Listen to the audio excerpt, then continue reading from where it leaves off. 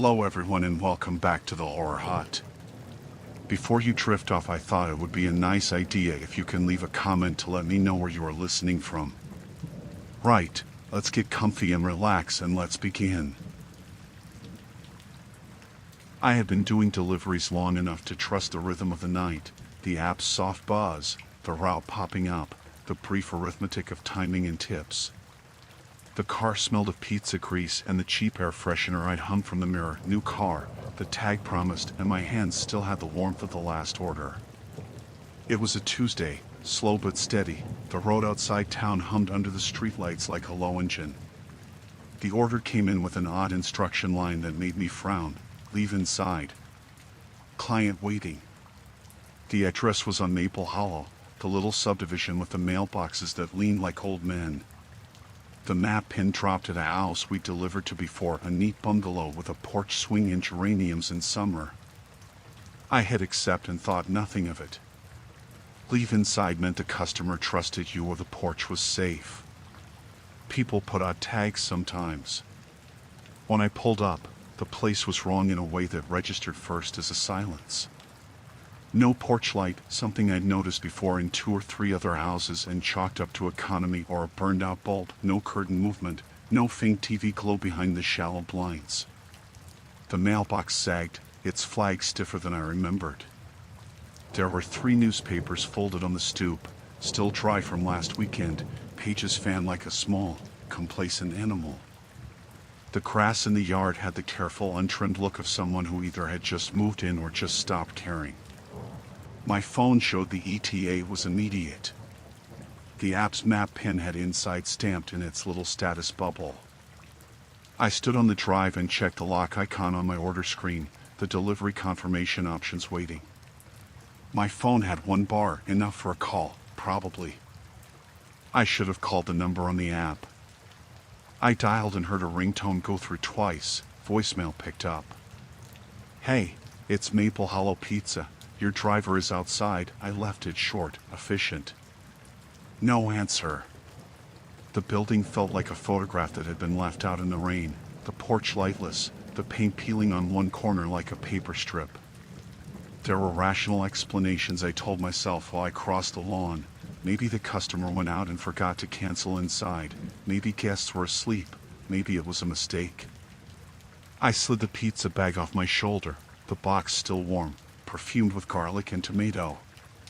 The air around the house smelled faintly of mildew and old upholstery, an abandoned smell, but not completely empty.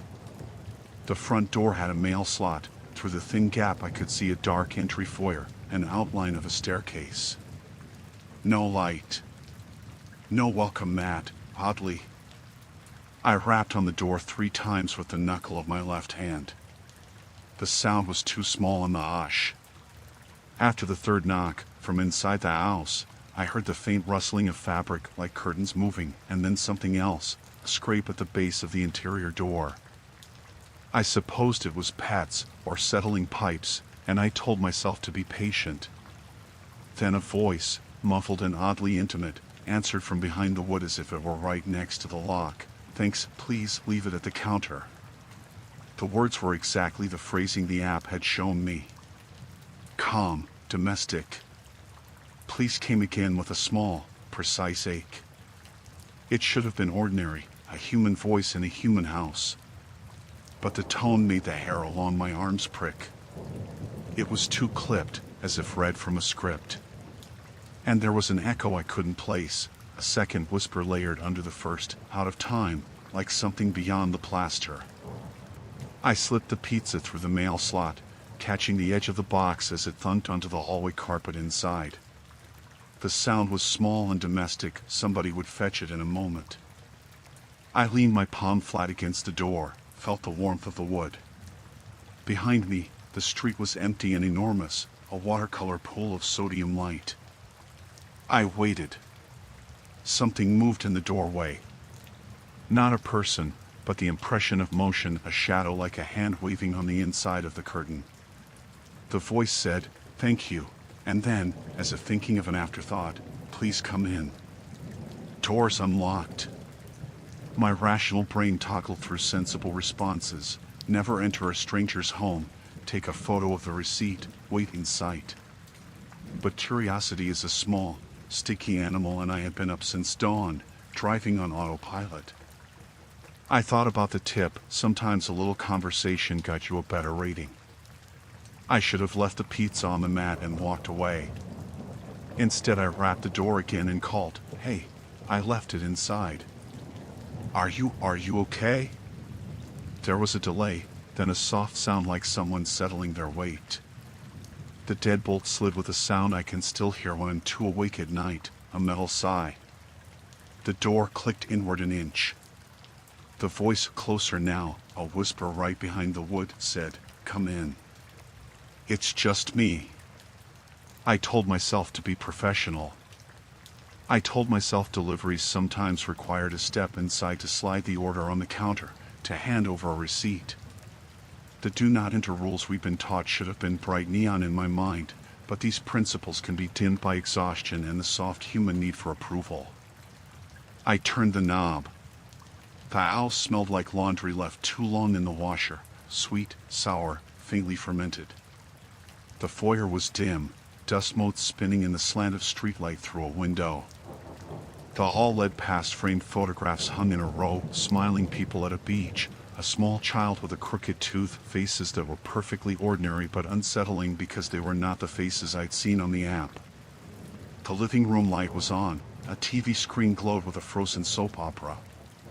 A couch faced it like a throne. There were empty coffee cups, a pair of reading glasses, a single shoe under the table. That shoe, mud-streaked, scuffed, looked recent. "Follow me," the voice said from somewhere deeper inside. "Just put it by the kitchen counter. I'll tip you extra." The kitchen door was ajar. Beyond it, the refrigerator hummed, its magna-cluttered door pale in the light. On the counter, directly beneath a bulkhead, an array of plates lay stacked neatly. On the nearest plate, a napkin was folded into a precise rectangle, and on top of the napkin lay a small slip of paper with my order number written in shaky pen. Someone had set up the room to accept the delivery. I set the box down and my fingers left an oily ring on the laminate. The house's domesticity made my stomach swim. Someone had been expecting this exact order. I took a step back and saw, in the corner of my eye, a hollow where drywall met baseboard, an access panel held with a couple of rusted screws, its edge scraped like a fingernail had carved at it. From the panel, a faint staccato scratching answered my heartbeat. At first I convinced myself it was rodents, mice under the floor, the house settling. Then a whisper, close enough to brush my ear, said, "Thank you." Not the same voice as before, softer, higher, almost a child's inhale. My legs unclenched. The rational list reassembled like a shaky ladder. I had the receipt, the GPS pin matched, the app timestamp showed the order had come from this account. Someone inside the house had made the request. But who? How long had they been here? The curtains I'd seen earlier were caked with dust. The mail was piled like an accusation. The photographs on the wall, were they props or evidence? I moved toward the panel because fear is a perverse magnet for answers. My fingertips found the bolts, and before I could decide I was prying it open. The smell that rose from the gap was liver raw and old human and something worse. Inside, squeezed into a space the size of a footlocker, a pair of eyes blinked up at me like two small moons. A woman, or what had been a woman, peered through the darkness. Her face was paper thin, her hair was tucked against her skull, her lips were cracked. She smiled like a child who'd been told a secret. Her arms were folded around something wrapped in cloth. "You brought it," she said. There was gratitude in the single syllable and something like triumph. She pulled back and exposed a second figure behind her, another face hollow and older, a man with a beard like pubescent moss. Layers of lives seemed folded into that cramped space, people living in the seams of the house like mold. Before I could react, the woman reached out with an eager, skeletal hand. Her fingers brushed my wrist with the nicotine scent of someone who had nicked a match to warm food for a long time. The action should have been terrifying, instead it was almost polite. She said, "We order sometimes. We always pay. We don't like to come out." I backed away until the countertop stopped me, heart hammering so hard it blurred the photographs on the hallway wall. The rational explanations tumbled into each other: squatters, vagrants, people living in attics and crawl spaces to avoid notice. But these people had been here long enough to learn the app, to time deliveries to late night lull, to create an instruction precisely worded, "Leave inside." They'd made the house their world's edge. My skin crawled with the intimacy of that arrangement.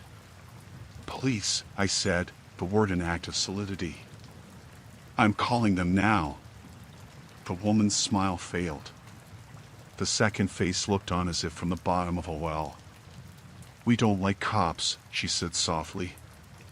"They take photographs. They take things." I had the number in my head through muscle memory. I fumbled my phone, palms slick, and called the non-emergency line because my signal was poor and I wanted to be sure. It took 3 rings before someone answered. The officer on the line told me to stay outside if I could, to move to the sidewalk and wait. I told him I was inside.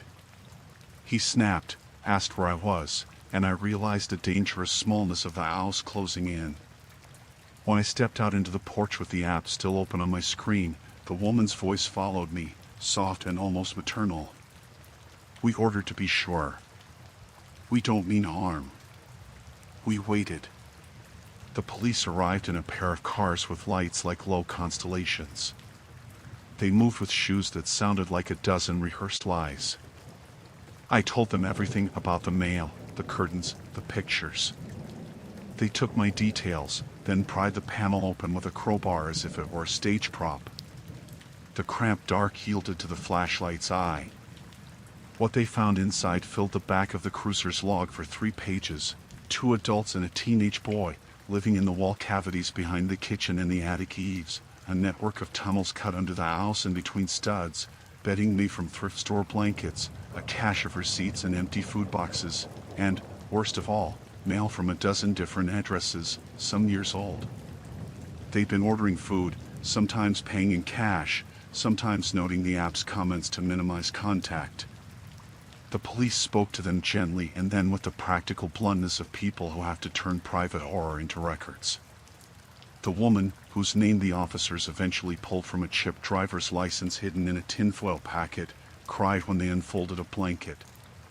She told them a story of eviction and bad luck, of an ex who'd left and a landlord who'd been slow to answer, and of nights when streets were worse than walls. The boy said little and watched me as if I were a novelty he had found in a book. There was no malice in the faces they made, there was survival, which felt like a type of quiet cruelty. They were taken to a social services van that would take them to a shelter, the officers explained. The house, the police said, was technically abandoned, tax notices stacked in the living room like sorry letters, and someone had been living there in the hidden seams for months. The officers took my statement. Safety procedures unfolded in an efficient choreography. They logged the location, took photographs, recorded the delivery app's data that showed multiple orders, timestamps, and a small pattern. When the last car's taillight shrank into the night, the house felt bigger than it had before, its corners open like a mouth. I went back to the porch, picked up the cold pizza box and slid it into the recycle bin. The woman's voice, thin with a mixture of thanks and accusation, followed me on the air as I locked the van and drove away. In the days that followed, I thought of that voice often. The image of the cramped eyes in the wall was lodged under my ribs like a pebble. I had done what the job had taught me. I delivered, I verified, I called help. The finality of it sat in the paperwork I signed at the precinct and in the message the app sent that the order was completed. The horror, I learned, was not in monsters with teeth and claws, but in the seams of a world where people could fold themselves into the empty places and become invisible. The end was not theatrical. It was social workers sorting blankets, an empty house slated for inspection, and a police report noting trespass and possible charges. The woman would get a bed and a shelter that night. The boy would get a cup of hot soup. I kept thinking, perversely, of the instruction the customer had left: leave inside. It had been literal and terrible. And I knew, with the uncomfortable clarity of someone who'd seen the underworkings of a house, that inside could mean so many secrets. My final certainty was practical and small. I stopped leaving orders in the mail slot. I photographed every delivery. I called before I crossed thresholds. I learned that doors can be open in more ways than one, and that sometimes what waits behind them is not what we imagine. I pressed the elevator button without thinking. 3 floors, late, the office building quiet as a throat after a cough. The lobby smelled faintly of copier toner and lemon cleaner. A vending machine hummed somewhere beyond the glass doors. I rode up in a metal box with my briefcase on my knees, thinking about coffee and the sleep that would make my thoughts less sharp. He got on at the 2nd floor, a man in a wool coat, damp hair from a drizzle, the kind of man you might not remember 5 minutes later. He nodded when we made that little commuter note to one another: long day, sorry we're late, and stood with his back to the mirrored wall, hands shoved in pockets. He hummed under his breath, a rhythm like someone practicing patience. At first we were the evening's ordinary geometry, 2 strangers sharing 3 square meters. The elevator hummed, lights buzzing above, the tile smell settling into the small space. We counted the floors in the clack of metal, customary small talk sliding off both of us. He answered in monosyllables. I told myself he was tired, or nervous, or polite. I told myself everything I could because the world prefers to be sensible. Then, on the 7th floor, between a flicker of light and the soft click of the indicator, the elevator stopped. A shudder more felt than heard. The cab shivered like a small animal settling. The display went blank. The floor numbers froze at a green 7 that had the wrong mathematics of a dead thing. We waited. My watch said 6 minutes. The man's foot tapped a slow, deliberate tempo against the floor. He laughed once, soft, dismissive. Always at the worst time, he said. I hit the alarm. The button made a small mechanical ding and then nothing. I jabbed the phone for signal, nothing but one blinking bar, and the emergency line showed a red cross on the screen as if the building itself had been punished. The air grew warm and stale and too close. We tried to call security and the line rang out into an elevator-shaped nothing. Hours are small things when you're awake and waiting. They become long things when you're trapped. We watched the angle of the light change through the slit where the doors met and then did not. We spoke at first to while away the clock, where we worked, the weather, the small banalities people offer when they don't want to say anything true. He answered, but his sentences shortened.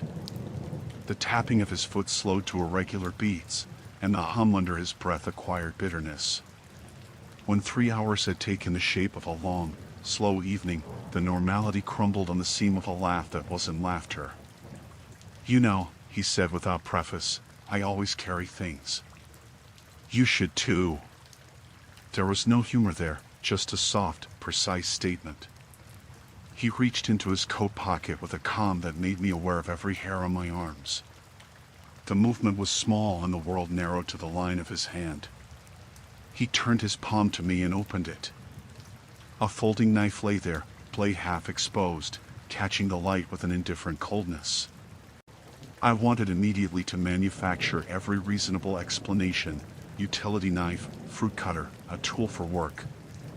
The mouth finds supply lines like a good officer in a riot. I told myself it was a tool for his trade. He saw the race of my thoughts and smiled, but it did not reach his eyes. People judge me, he said. They see a coat and they think a man. I learned a different way. If the door stuck, you need to be prepared. There was the faintest pocket of laughter in his voice, otherwise the room filled with the clatter of the building's breath. Rational thought is a kind of social armor. You name it and you put it on. I named: knife is for cutting rope, carpentry, opening boxes. It did little to stop the pressure in my throat. As hours grew teeth, he grew faster, less polite. He flicked the blade open and closed it with a sound like a small, dry clock. "You ever think about how easy it is?" he asked. He balanced the knife on his thumb like a man considering a lighter. The blade glinted. A small thing. A wrong person. A door that won't open. I tried to laugh. My voice was thin. "You're not serious." "Sometimes I think about the right time," he said. "Not for me, other people." "You don't know people." "I know how little effort it takes." The knife's edge traced a tiny arc in the air, and the reflection made a line across the mirrored wall, duplicating his hand until two blades hovered. A rational explanation was gone. Tread was a more generous narrator. It supplied motive, history, reasons I could not know. I tried to talk him down about families, about consequences, about the stupidity of making a complicated life worse, but he shook his head the way a man brushes crumbs off his sleeve. "You talk like somebody with a life," he said. "I used to." "There's a difference between having a life and protecting it." Time carved itself into us as the ventilation sighed. We tried the emergency hatch in the ceiling. It lodged. We pried at the seams between the doors. We shouted until our voices were small and hoarse. He watched me with a closeness that felt like a prescription. Stare until you know where the small spider moves. Mostly I tried to keep him talking, because speech is a thread people follow out of dark places. He told me, in fragmentary stories, about a job that chewed him, about small humiliations that formed a map in his chest, about a last bank notice that had been too much. Hours slicked into confessions. The knife would make a soft punctuation at the end of some sentences. He made jokes about turning a clock back. He made fewer jokes as the night thickened.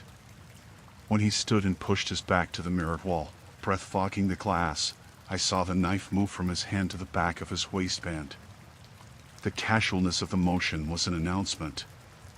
"Do you have kids?" he asked suddenly, like a probing. The question landed more like a test than a conversation starter. "No," I said. "Not yet." "Good." He smiled then, briefly, not cruel, but small and precise. "You should be careful." The elevator smelled like old pages and the oil that lubricates loosening machines. My heart was a reckless animal. I thought of pressing every button, smashing a panel, trying to catch a moment of slowness. He noticed the twitch in my fingers and moved faster, circling, the blade whispering. He said, in a voice that sounded practiced, "If you don't move, this can be clean." Nonsense precautions flew into my mind. Protocol. Tell him my name, tell him a story, make him a person with a past that includes mercy. I did all of them, and they ate up a thin hour like bread. He got tired of stories. He wanted truth and effects. A mistake was my salvation. He leaned too far to the left to read a phone signal that suddenly spiked on my screen. Some emergency pinged through the shaft, and in that tiny motion his hand loosened. For a sliver of time his attention flicked to the phone, to the possibility of being found. I moved. Everything slowed as if the building wanted an audience. I lunged with the momentum of someone who had exhausted argument and had no eloquence left. I grabbed his wrist. The blade flashed. Pain scored my palm, but it was ignorance compared to fear. He lunged too, but momentum is democratic. He'd shifted to control, and in shifting gave me torque. We grappled, metal kissed bone. The knife clattered to the floor and slid under the panel where the lining met the door sill. We clawed. Metal screeched on metal. I remember my breath like a kettle on a low flame, a sound I wanted to stifle. With a desperate shove I pinned his shoulders against the mirrored wall, my free hand angling to find the blade's path. The blade cut my thumb when he jerked. Blood warmed the air in a smell that made everything very, terribly close. Somewhere, like a deus ex machina of municipal patience, there was a click. A sound not unlike relief, power returning, the elevator's hungry motor testing its teeth. The display flickered. The light steadied like someone reinserting a plug. The doors, obedient to circuitry and contempt, sighed open. We were a tangle of limbs and breath. I kept pinned until security personnel flooded the shaft, lights, voices, gloves, and a small, efficient clatter as someone read him his rights. He looked at me as if surprised to see another person still breathing. The knife lay on the threshold like a small, shameful thing. They took him away along with an ambulance for my aunt. His name, when the officer said it later, was a grid of other names, a record of petty crimes and a recent escalation. I learned he'd been on watch lists for volatile behavior. I learned the building's alarm had been glitching. I learned a dozen inconclusive things that used to be explanations for why the world was not all monsters. He would stand in a courtroom, and his anger and the knife and the hours would be parsed into charges. The ending was a bureaucratic kind of mercy. I survived. I left the elevator with a bandaged hand, a hospital wrist splint, and a card that said "You did everything right," a phrase that tastes like antiseptic. That night the building fixed the alarm. The company sent emails about safety protocols. I filed a statement.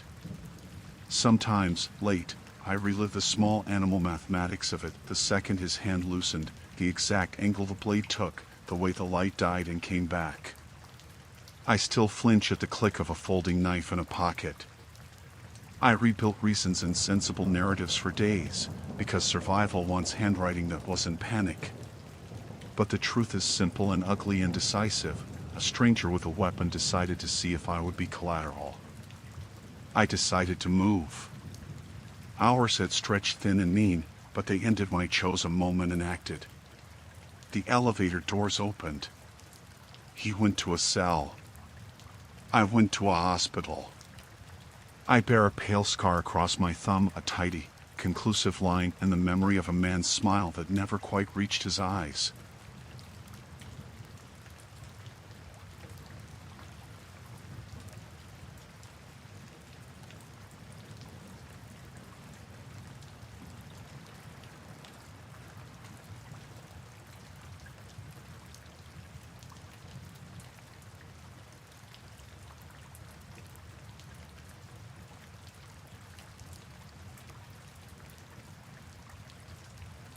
I had been on the road since dawn, the sort of trip that turned the day into a series of small, forgettable motions: exit, merge, coffee, more miles.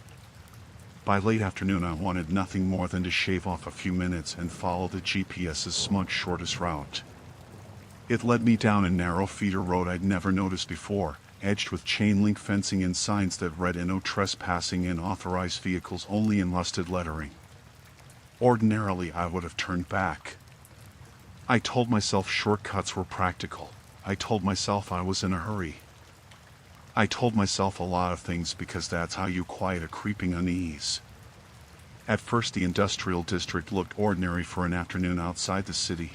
Low warehouses, the occasional loading bay with a rubber curtain flapping, stacked pallets like small brown cities. Sodium lamps buzzed overhead, throwing halos of orange on cracked concrete. The air tasted of oil and hot metal. When a semi idled nearby I felt a gust of diesel wash over my face and the tiny hairs on my arms prick with static. Somewhere a ventilation fan clicked and clacked with a mechanical patience that made the silence feel ordered. I slowed to check a sign, and a delivery truck rolled up behind me, then another car, then a van. Each of them stayed a respectful distance at first, the way people do on narrow roads. I blinked and kept going. Maybe they were headed to shift change. Maybe this was a crossroads for local traffic. Rational thoughts. Temporary comfort. But as I turned into a tighter alley between two corrugated buildings, the oscillation of headlights in my rearview mirror tightened into a pattern. 2 vehicles, then 3, then 4. They didn't pass.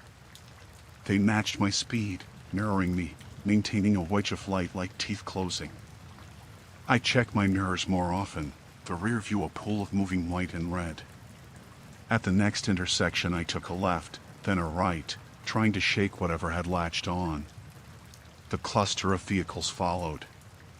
From different directions, as if they had been waiting on every approach. A pickup emerged from the far side of a loading dock, a sedan slid out from behind a stacked container, a van eased away from a side entrance. Headlights appeared like comma marks in the near dark, then resolved into vehicles that fell in line behind me. At some point the lanes narrowed, the buildings leaned over the road like watchful neighbors.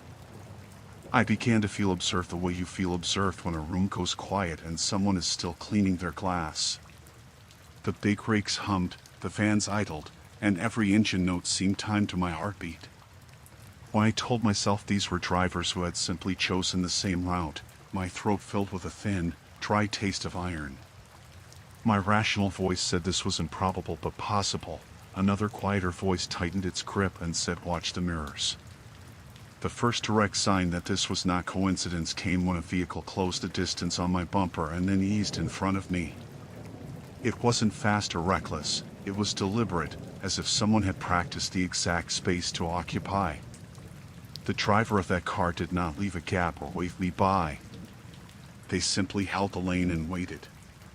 Another vehicle, a van, took up position to my left. A truck idled behind me and a pickup inched forward to block my retreat.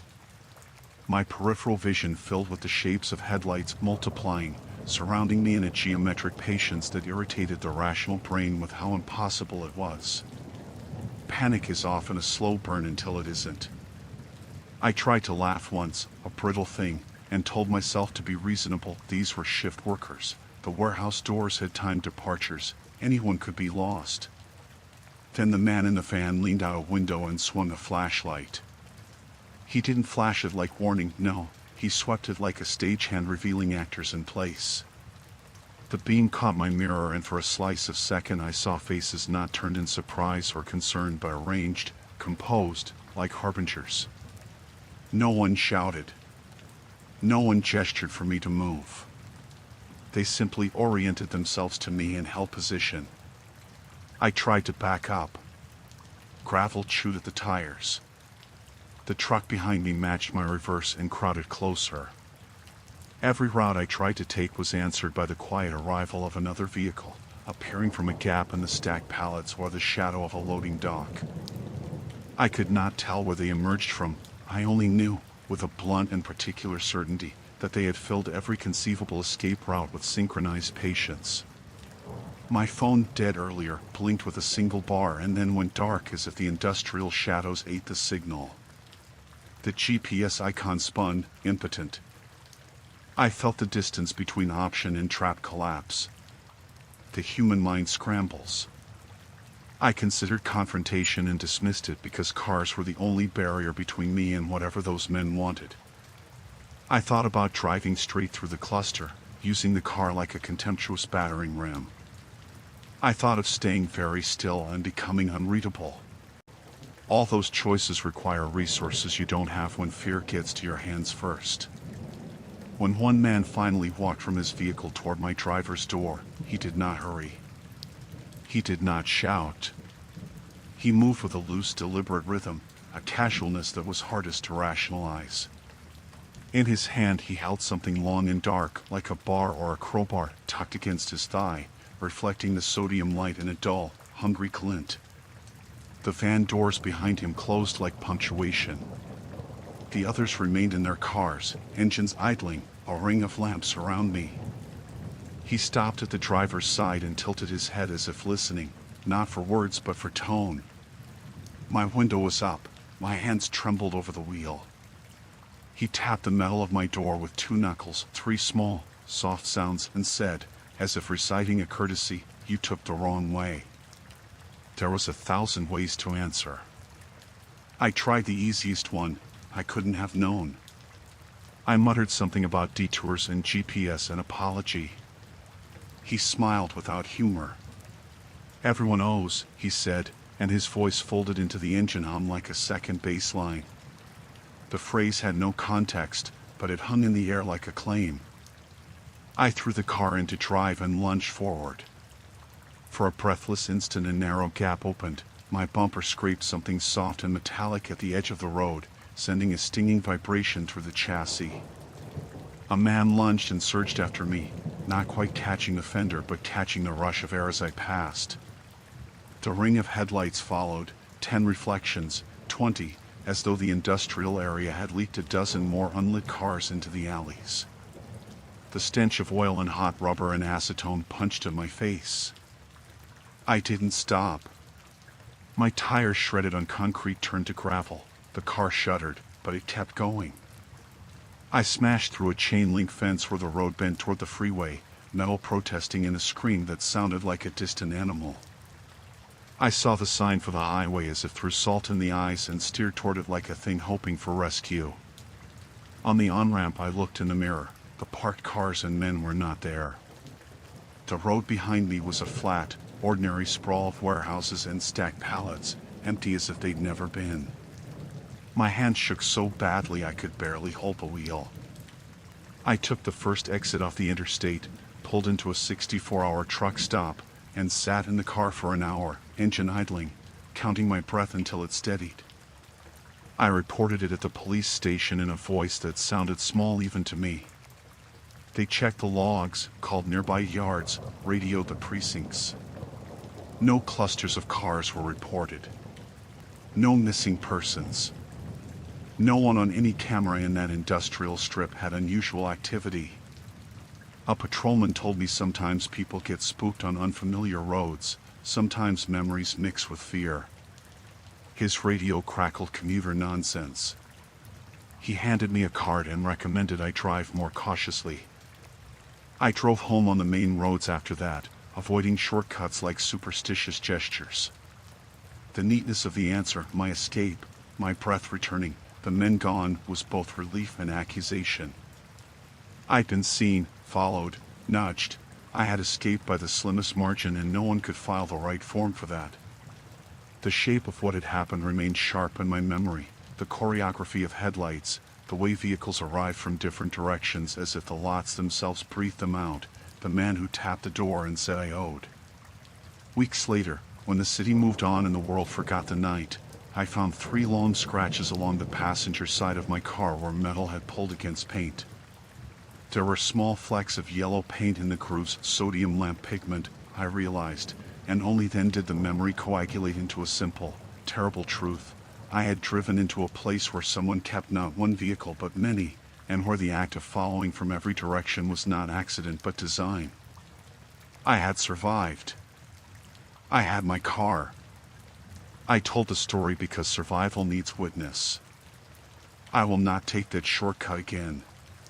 And if you think shortcuts save time, remember, sometimes the shortest path goes through people who already know how to arrive from every direction. I had been driving long enough that the highway felt like a memory I could reach for and pinch between my fingers. It had been a simple day, errands, a late lunch, a detour sign that promised a faster way home, and by the time the sky went sour with evening I was already impatient, willing to trust any shortcut that threatened to shave 10 minutes off my route. The GPS barked and recalced as we were redirected onto a narrow street that loomed between warehouses and backyards. At first it was ordinary. Cracked pavement, a single flickering street lamp, laundry hum on a line that moved like a slow metronome. I told myself the city had neighborhoods like this, forgotten, useful, and that I had simply stumbled into one. Rational explanations felt like ballast. I kept going. The lane narrowed until it became an alley. Chain-link fences scraped my mirrors, trash compactors slept at the edges, a neon sign buzzed intermittently down the block. I saw the wrong turn as a momentary misstep, the sort of thing you shrugged off. There was room to swing the car around. I told myself I'd do a 3-point turn and be gone. I could already see the highway's orange halo in my mind. As I eased forward to make the maneuver, the alley ended in a rusted roll-up gate an arm's length across. It was a dead end, not in any map I'd ever studied. The gate's padlock hung loose like an eye. Beyond it, the backs of buildings were stacked like the ribs of something dead. I put the car in reverse. That's when I heard the footsteps. At first they were nothing, small, uncertain, like someone shifting their weight. Then a flashlight winked against the gutter and settled, a bright star in the dark. A man stepped out from behind a dumpster and into the beam. He was ordinary in the way ordinary things were worst. A heavy jacket, hands in his pockets, boots with mud on the toes. He did not shout. He did not smile. He walked toward the rear of my car and waited, the light rigid in his fist. Another light answered, then another. The flashlights crested the fences and moved like small moons across windows and security cameras, hitting my rear view like nails. Shapes slipped out of doorways and between bins with the same slow deliberation. They came without hurry and without noise, a dozen of them, then 2 dozen, then more, until the alley was ringed with pale faces and mechanical beams. I told myself it was some kind of neighborhood watch. I told myself they were odd but harmless. It was a script I read because the alternative required too much violent possibility. For a few breaths I tried to catalog how many. Do any of them call out? But rationality began to fray under the pressure of their attention. Their light made the space between us a stage. I was the last actor who hadn't yet spoken my line. A voice cut the quiet. "You wrong way, friend." It wasn't accusatory. It was a statement without either kindness or contempt. A man near my passenger door tapped the hood with 2 fingers. The sound was small and unremarkable, but it landed like a verdict. I tried to laugh, sounded like a dry cough, and told him I'd turn around. He tilted his head and the flashlight painted his face in a way that made his eyes unreadable. I put the car in drive and eased forward toward the gate, reasoning that maybe it would lift, that this was some maintenance crew, that they would step aside when they saw the headlights gather. The engine's soft protest died mid-roll. The car lurched and then stilled. The dashboard readouts flickered, like a living thing taken aback. My foot pressed the pedal and felt the hollow slack of the brake beneath it. The whole machine had become stranger than a machine should be. A narrow, adult hand, calloused knuckles, touched my passenger door and then moved along the metal as if feeling for dents. Another hand tapped the tail light. The flashlight beams were not searching for me. They cataloged the car, paint, license plate, the sticker on my bumper that advertises a neighborhood church. They looked, and they took notes with their eyes. I tried the horn. It sounded small and distant. No one flinched. Instead, they changed their spacing, moving in a slow, controlled motion to fill the small gaps between bins and dumpster doors. My exit back the way I come shrank under their bodies. They had a choreography, 2 abreast, then 3, then columns forming from shadow. I watched a man cross from one side to the other as if tracing invisible marks in the dirt. When he reached the center, he lifted his hand and the others halted. The movement had the accuracy of practice. My hand shook so badly I couldn't hold the wheel steady. I counted rational things, numbers, distances, the geometry of escape, but the calculation failed against the simple fact of their presence. They were not interested in my explanations. When I mouthed an apology, it was like saying grace in a crowded chapel. "Pay up," another voice said. Closer. Calm. Not a threat, but a ledger entry. "You stopped in wrong place. What do you want?" I asked, voice thin and sharp, the kind of question an animal might make when cornered. The men didn't answer with words. One stepped close enough that I could see the skin under his fingernails was rough. He set something on my trunk, a small leather pouch with a weight inside. He didn't smile. He didn't need to. He placed it there with the businesslike tenderness of someone who had done this before. I felt something like a tide. Impatience tipped into fear and fear into a hard, clear instinct. Move. I jammed the car into reverse and floored it. Gravel spat and the tires bit. A body slid across my head like a shadow. Something heavy thumped against the bumper and the paint shrieked in protest. Someone grabbed the antenna and it snapped with a dry pop. I saw faces in the rearview, calm, composed, almost curious, receding into a halo of light as I squealed past.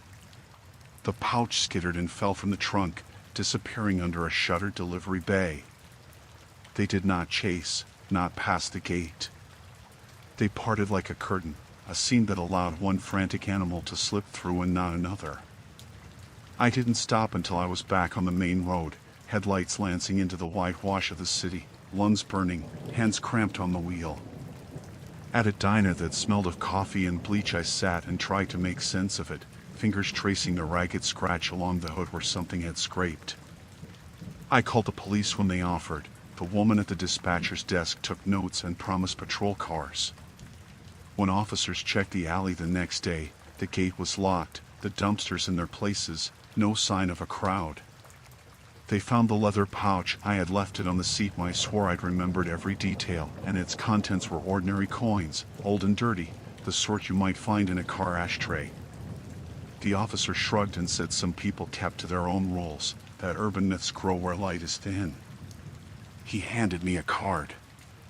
He told me to stay on well-lit roads. I took the advice like a bandage. Months later, I learned by accident that the alley's building had been purchased by a small, quasi-legal towing operation that occasionally rented out parking for off-the-books activity. Someone at the diner said neighbors had called it a collection point, a phrase no one said outright. There were rumors of other drivers who'd been asked for money, local anecdotes without police reports. The possibility anchored itself like an explanation, predatory, organized, patient. I did not go back to check. The scratch on my head remained a pale line, a parallel to the memory. I waxed over it twice and the scar only softened. The last time I drove that way, I took the detour signs seriously and kept my eyes on the highway lights. I survived because I drove through a narrow seam with the kind of clumsy speed that panics even the patient. That is the ending. I went in by mistake. I was corralled by people who had turned watching and waiting into a craft, and I escaped. My body remembers the sting of their hands and the weight of that pouch. My mind catalogs the geometry of the alley like a map to avoid. If you ever find yourself at the end of a lane and the light angles wrong and silhouettes gather where there should be none, don't look for polite explanations. Count your exits. Keep the engine warm. Drive. I was tired enough that the world had gone soft-edged. The last highway exit had been a smear of orange reflectors and a blinking detour arrow. I shrugged and followed it because shortcuts are how you salvage evenings. At first the back road felt ordinary, 2 lanes, cracked paint, maples pressing their dark fingers toward the hood. My phone flashed no service and the GPS drew a blank, but I had landmarks in my head, a church steeple, a grain silo, a turn that would spit me back to the main road. Dusk went thick as I drove. The air smelled of wet earth and pine sap. A barn dog barked once and then stopped as if listening to a farther sound. I kept the headlights low, the car a small lantern slipping between tree trunks. Somewhere ahead a stand of poplars opened to a clearing. The road narrowed and the pavement soured into gravel. That's when I saw the waving. He was at the edge of the clearing, a lone man with an arm raised high, moving his whole shoulder in a frantic semaphore. From my ankle he looked thin as a silhouette and soaked water beaded like sweat across his jacket. I slowed and killed the music, the car settling with a low vibration. The reflex to help is idiot simple. You see a person in motion and you stop. I pulled onto the gravel shoulder, killed the engine, and rolled the window down. "Hey," I called. My voice sounded too loud in the still air. "You okay?" He waved his hand again and stepped forward a small amount, as if validating that the car was real. Up close he smelled of river mud and something coppery, blood, or rust, or both. "Help me," he said, voice raw, and I saw then that his left sleeve was torn and dark at the cuff. My rational brain split the scene into tidy possibilities. He'd crashed, someone else was hurt, maybe there were kids in need. The irrational part, the animal part, went quiet because the man's need was obvious. I said, "Do you want me to call?" and my phone scrolled uselessly. "No service," I said. He shook his head and pointed, silent, toward the tree line where the road bent into shadow. I stepped out with my flashlight anyway. Night settles quickly under trees. The beam cut a thin, honest cone. The man's teeth caught the light when he smiled, and the smile was too weary to trust. "Car broke," he said. "Down there." He indicated the curve where I could make out the tail of the road dipping into black. That was when the woods exhaled and other points of light blinked on. It began as a match struck, two flashlights catching on trunks, a slow, steady appearing like an arranged constellation. People slipped from behind trees, from the shadow of a low ditch, from where the undergrowth made small hollows. At first I thought they were neighbors, late responders, curious onlookers, but they walked differently.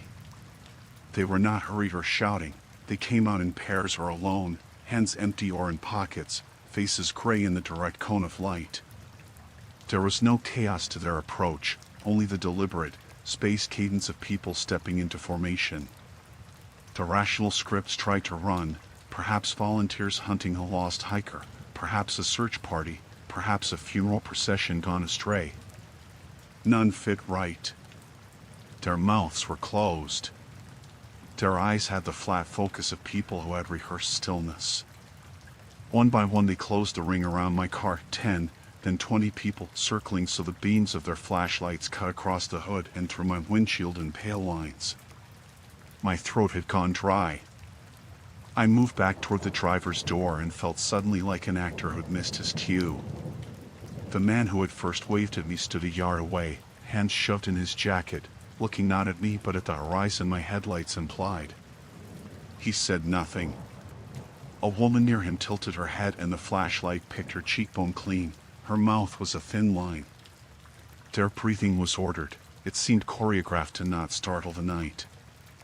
I told myself aloud, practice sentences you utter to buy time, that I would drive slowly through, that people would step aside. I fumbled with the keys and felt my hands betray me with a tremor I didn't own. The engine answered, but when I slipped the car into gear the wheel juddered against gravel as if someone had shifted the road beneath it. The first man stepped forward, very slowly, and lifted a hand not to wave, but to tap the roof of my car with the butt of his fist, a precise, dry sound. "Phone," he said, voice close enough now that I could smell the river on his breath. "Pay what you owe." It should have been demand and I should have been able to answer with the exact amount of denial. I had no idea what he meant. Instead my rational thoughts unraveled into fragments. Why would help demand payment? Why silence? Why the formation? I glanced past the headlights into the trees and saw more movement, figures shifting like reeds. I tried to reverse to the main road. Gravel sprayed. The ring adjusted seamlessly, narrowing gaps as if a seamstress were closing a garment. A young man stepped onto the road and planted himself directly beneath my rear bumper. He was too calm for someone trying to stop me. He was, instead, calibrating my options. When I tapped the horn it sounded thin and the sound bent weirdly away, swallowed by the trees. Adrenaline has a way of focusing thought. My lawyer's brain, the part that catalogs options without emotional color, listed actions: collide and run, lock and wait, negotiate. Collide was the only one that didn't involve begging. I rammed the car into drive, aimed for a gap that might open between two flashlights. The Vanishings seemed closed just as I reached it. Something, an arm, a shoulder, smacked my passenger's side with a wet thud. My side mirror folded under the impact. They did not scream. They did not curse. When the car lurched forward, someone pressed a hand flat to the hood as the vehicle moved and slid along it like a placard, fingertips stinging my forearms through the glass. I felt the scrape of metal that would show later, like a signature etched into paint. I drove until the trees thinned and the road spit me onto a familiar shoulder. Only when the halo of town lights broke the horizon did I allow myself to look back. They stood in a ragged line where the gravel met the treeline, flashlights held steady like lighthouses. The first man, the one who'd waved, raised his arm once, not in farewell but in address, and then turned away. I called 911 from a gas station. My hands still shook so hard the words came clipped. A patrol came, and another, and an officer with eyebrows that narrowed in a way that meant he'd seen enough nights to file me under stories. They returned with flashlights and flyers and a radio static that tasted like authority. In the morning they combed the road, tire ruts, a folded side mirror, a smear of something dark on the hood. A few footprints led into the trees and then stopped at a rank of compressed leaves where the earth had been trodden smooth as theater stage. The police found more than that. Cameras on a nearby industrial gate had recorded a handful of people pacing the lot across several nights, small groups that gathered and disbanded, leaving the gravel complainant and quiet. A woman came forward later with a story about a friend who had disappeared on a back road a month before. Her description matched one of the faces in the footage. A sting was organized. A sweep pulled several people out of a trailer park 6 miles away. They wore the same habit of patience when the cops interrogated them, flat answers, rehearsed silence. The local judge called the pattern organized extortion. It was sordid rather than supernatural. That thought was a kind of mercy. The alternative would have been some ineffable lingering.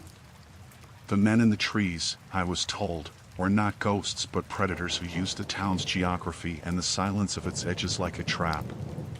They'd learned to make a cry for help into a lure. They made themselves a rule: situate, encircle, demand. They called it a toll. They called it survival. I still sometimes wake with my hands clenched around a phantom steering wheel. The hood still wears the crescent of a smear that wouldn't come off in the car wash. The police closed the case to their satisfaction: arrests, charges, court dates.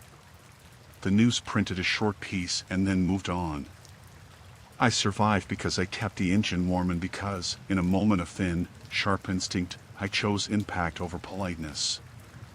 That is the true ending, not a tidy moral, not a haunted explanation, but the fact that wrong turns sometimes meet people who will make them cost you, and that the only definitiveness you can count on is the distance your tires can buy you if you hit them hard enough. The detour sign was small and unassuming, orange square taped over the GPS arrow, and I followed it because I was tired and because I liked the idea of shaving 5 or 10 minutes off the trip. The shortcut took me away from the neon smear of the interstate and down a string of side streets I'd never bothered to remember before: warehouses with sheet metal siding, a church with its parking lot half full, a row of cheap duplexes that smelled of fried food and damp carpet when the wind shifted. Ordinary things and ordinary sights make you careless. My phone battery sat at 12% and the signal flickered out as I turned onto a narrower lane. No service blinked like an accusation. I pulled into a gravel lay-by beneath a rusting street lamp and killed the engine to consult the paper map I kept in the glove compartment, a limp rectangle I'd once promised myself I'd never need. The night pressed close, the lamp above me sputtering and making the street's shadows look like they'd been brushed with oil. I had intended to be quick. The map was the sort that smelled faintly of newsprint, the lines of the county like little rivulets. My fingers brushed the crease where a fold had cracked. The metal taste of anxiety was already present in my mouth. As I leaned over the map, my phone gave a soft, final click and died. The last numbers on the screen winked out like embers. I told myself my route, said the street names under my breath, traced the road with my thumbnail. There was a human comfort in small truths. I knew the way, or I would find it.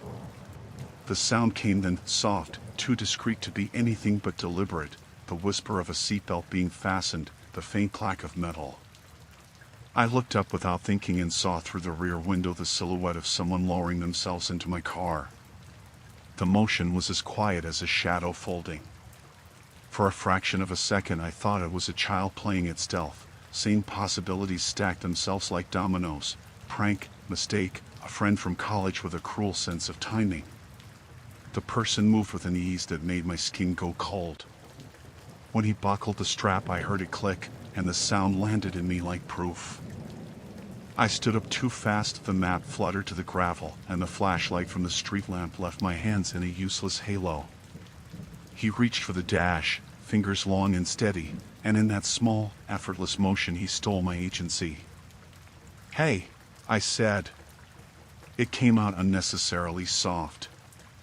The man did not turn his head immediately. He didn't need to. The interior light bled a weak red from the dome and made his face a smear. When he finally looked at me, there was a small, patient smile that did nothing to reassure. "You shouldn't leave your car running," he said, as if chastising a neighbor. My rational mind sputtered. Maybe he'd mistaken my car for his, or maybe he was drunk and intended only to warm the engine. My rational mind is good at building fortifications of reason when I most need them. My phone's dead." "I'm just checking the map," I said, moving sideways, palms up, the universal human gesture for non-threat. He glanced at the map lying in the dirt, then at the phone on the passenger seat with its blank face. He locked the car with a key I couldn't see. The noise, small, absolute, confirmed what my skin already knew. This was not a mistake. "Close the door," he said. The voice was ordinary, low, and precise. Behind him, the world narrowed to the faint rustle of the grasses at the margin of the lot and the distant leak of a highway somewhere I couldn't see. My hands were too slow. I had no weapon beyond the map and a half-empty water bottle. I thought of throwing the map into his face, of slapping at the steering wheel the way you might try to stall a flow of water. I thought of all the films and overconfident fantasies I'd once stored up, and none of them fit the moment. He was already doing the thing people do who have rehearsed intimacy with a place. He scanned my glove compartment, found the registration, folded it back into its envelope, and slid the small slip into his pocket. Efficiency has a vocabulary. Dust a hand for prints, pocket the evidence, remove the option. "You don't want to make this hard," he said. "Give me the keys." That was not a question. 100 rational explanations evaporated at his tone. The idea that he had been following me, waiting for a place where the asphalt widened and I would be distracted, settled like dust in the air. The map under my fingers crinkled like an old animal. I reached for my keys with trembling fingers. They felt too big in my hand, heavy with normality. He leaned forward and placed his palm over mine, a containment more than a grab. His skin was cool and smelled faintly of machine oil. "No sudden moves," he murmured. It was not really a warning, it was a ledger entry. I tried bargaining, the way you do when all options are bad. "I have cash," I started. "I can call." The phone lay dead, mute and useless. Behind his shoulder a figure moved, soft, silent, enough movement to remind me that he was not alone. My eyes snapped to the side window and I saw, reflected in the glass, other shapes, a darkened pickup backed into the shadows, someone crouched near its rear tire like a statue. The lay-by had a dozen hiding places, and each one conspired to make me a small thing in a large clan. He let go of my hand and sat back, folding his fingers over the steering wheel as if it were a ledger. "You're late on something," he said. "Everyone is." There was a peculiar civility to his tone, as if we were reading the weather together. Panic is a loud animal. I heard it throttle in my ears. My chest worked, my vision narrowed to the bright blue of my car's blinkers and the way his knuckles whitened where they rested on leather. Then the man did something that felt like theater. He reached into his jacket and withdrew a thin, black radio. He pressed a button and spoke a phrase so neutral it cut under me. It was a signal, and somewhere in the dark others answered with the rustle of movement. "Stay," he said into the radio, then turned back to me. "We'll be quick." He lasted a heartbeat more as a nurse in my fantasy. Then he turned the key, and the engine answered with a healthy, legal life that made the whole car seem suddenly malevolent. The crackle of the dome light hit the windows and outlined faces beyond the glass. 2 more men, 2 more shapes, stepping forward with the casual, rehearsed calm of people who have done this before. This is the point where the rational mind tends to note the ways out, slam the door, run, scream. But my options had already been banded. The doors locked with an unceremonious electronic tick that sounded to me like a judge's gavel. I did the only thing that did not require courage, only a small, selfish clarity. I climbed into the passenger seat, because staying outside meant being a target walking into a plan. His smile was thin when I did. He tossed my keys onto the passenger side and watched me pick them up. His eyes were flat, predatory in the reserved way of a man who counted the pace of a world in invoices. "We take people's cars sometimes," he said, as if explaining weather patterns. "You should watch where you stop. Night is a long place." He started to back out of the gravel lay-by with a slowness that was rude and deliberate, the headlights washing the trees in front of us. I banged on the window with the side of my fist, then pounded the passenger door. He glanced at me like someone watching a show. There was no compassion, only a businesslike appraisal. I had the keys. I could have tried to turn the engine and drive. I could have risked the physics of sudden movement, the way 2 people in a small metal box manage weight. I thought of sleights of hand and the ethics of survival and the way desperate acts feel in the mouth. Instead, I did something simpler, because it was the shape of the only certainty left to me. I reached into the pocket of my jacket and found the small, cheap multi-tool I kept for opening packages. My fingers had learned the curve by habit. I slipped the blade between the door frame and the lock, a childish, fumbling thing, and felt metal give. That sound, the click, was small and miraculous. It was the noise of an unlocked world. He was watching my hands the whole time, but he was also attentive to whatever frequency his companions cried into the radio. People who work in gangs rhythm their attention poorly. Everything that keeps the scheme together is taut, but the seams are where single hands can slip in. When the door popped, his smile fell like a curtain. He braced, but I was smaller and faster in that cramped piece of metal than he expected. I wedged my elbow against his arm and shoved. The car lurched and the door opened a few inches. My shoulder rammed into him and the movement rattled teeth. He reached at me, an animal motion, and I shoved harder, the car bumping along the gravel as his weight shifted. The radio spurted and a voice barked, not words I understood, but urgency threaded through. From the corner of my eye I saw headlights flaring as someone ran from the trees. Someone else had decided to come the other way. I hit the road barefoot, the gravel biting my soles, and ran until my lungs burned and the hill refused to give me speed. I ran toward the orange wash of the highway and the cadence of other drivers, and the sound of my own breathing became a thing I could count. A truck screeched, a man leaned out and shouted, and the world refolded into ordinary motion. I was shaking, my palms raw from the door, my jacket torn. I told the police who I could descriptions of faces that accrued like small facts and watched them write and nod with the professional calm of people who have cataloged similar evenings. They found the car 3 days later, abandoned at the far edge of a lot, doors open, my radio tuned to nothing. The registration had been run through a dozen hands. There were fingerprints on the dash that didn't match mine. They arrested 2 men when they pulled up a tow yard video, faces that had drifted like ghosts, then resolved like actors caught in the light. Papers signed, charges pressed. The police called it a ring, an opportunistic operation picking people who stopped to check maps or call home. I kept the dent where his knee had hit the glove compartment as proof on my car's interior, and I kept the smell of engine oil on my nostrils for a long time. Rationality returned in the form of police reports and court dates, the small legality that turns a story back into a series of actions. The truth was prosaic and ugly. Someone had used the darkness and my inattention to slip into a role and take my life forward without me. I survived because I pushed it weight and because, when a seam opened, I fought through it. The men went to court. One gave a statement about needing money, the other about desperation and habit. No phrase could close the shape of that night.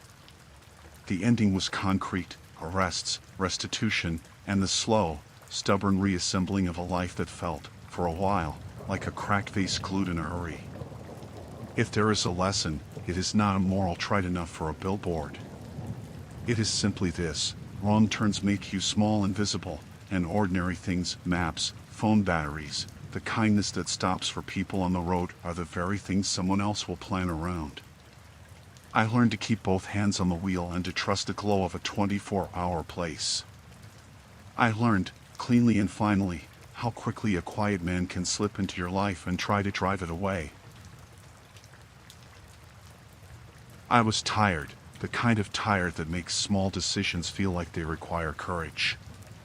The highway had been clogged with brake lights and the GPS glitched on a detour. I followed the hand-lettered sign that pointed down a country lane because the alternative was to sit and fume. At first the shortcut felt exactly like that: short. Hedgerows leaned in over the tarmac, the smell of cut hay opened and closed, and farm dogs barked somewhere a long way off. The lane shrank until it was single width, the painted lines gone, the asphalt pocked with gullies that hummed beneath the tires. I kept my speed low. You learn to trust the rhythm of these roads: slow when the bends come, stop in the passing places, see to anyone with a light on a hill. My rear view showed nothing but hedgerow and the orange smear of sunset. Then two headlights ballooned, small at first, and settled into place behind me: one vehicle, tail lights patient in my mirror. I found comfort in the obvious explanation: another local, another driver making the same decision. The pickup drew close. At first it was a considerate following distance, then too close, a bar of light that sat under my bumper like a second skin. I glanced at the rear view and saw a wide grille closing the lane, too much of a presence in that narrow corridor. I signaled for a passing place that appeared at a bend and pulled over, leaving a small gap between my mirror and the hedge. The pickup braked, held, then accelerated and shoved up the tarmac with a motion so precise it read like intent. Its fender nudged my back quarter with a metallic kiss that made the car shudder. I honked, more from habit than hope. A thin, deliberate laugh answered through the open window as the heavy thud of a diesel engine followed. The pickup pressed forward and the back of my car rocked. Gravel cracked like old teeth. When I tried to creep forward into the little lay-by, the truck moved to block me, settling sideways across the lane until its rear wing left no path. The driver climbed out with slow, clean movements that suggested this had been rehearsed. He didn't shout. He stood with his hands in his pockets, inspecting me as if I were a clock to be wound. Up close you could see the lines at his eyes and a silence meant to set the mood. Beside him, another pickup eased out of a shadow and parked across the lane, then a third pulled up, doors yawning like animal mouths. They arranged themselves with a calm geometry, fronts touching hedge, tailgates outward, so that the lane was a human-locked corridor. Rational explanations stacked themselves in me: road rage, a man with a grievance, kids playing a mean joke. I told myself the simplest: make small talk, apologize, move on. I put the car in reverse to back out slowly. The first pickup matched my motion, then bumped the rear bumper with a careful force like fingers closing a book. It was not reckless, it was a practice pressure designed to box me into the lane. The second man walked up and leaned on my hood as if we were neighbors swapping gossip. "You took the wrong turn," he said without heat. The phrase sounded ordinary until you saw the way he meant it. It held the certainties of billing. I dialed 911 with fingers that refused to be steady. The call rang, a clean tone, and then the line whispered dead static. The single bar indicator on my phone mock smiled and died. The mash of community I depended on unraveled. The men exchanged glances like clerks agreeing a total. They did not ask for money at first. The first man, broad-shouldered, with the easy restraint of someone who expects obedience, walked slowly around my car and tapped the mirror, the door, the roof, as if taking inventory. The touch of his hand on metal was casual and personal. In the side mirror I saw the face of his companion. No hurry, no contempt, only the practiced detachment of someone who had done this before.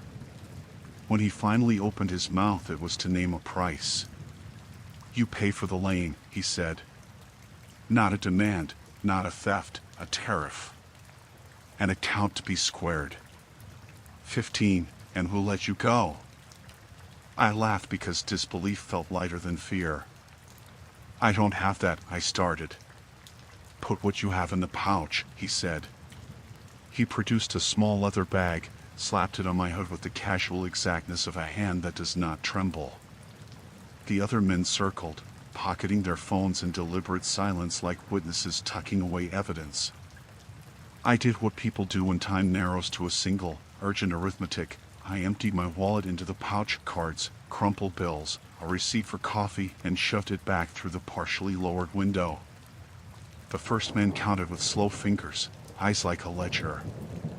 He tucked the cash into his jacket with a clerk's neatness and handed back a single bill folded into a receipt, route, time, amount. "Keep moving," he said.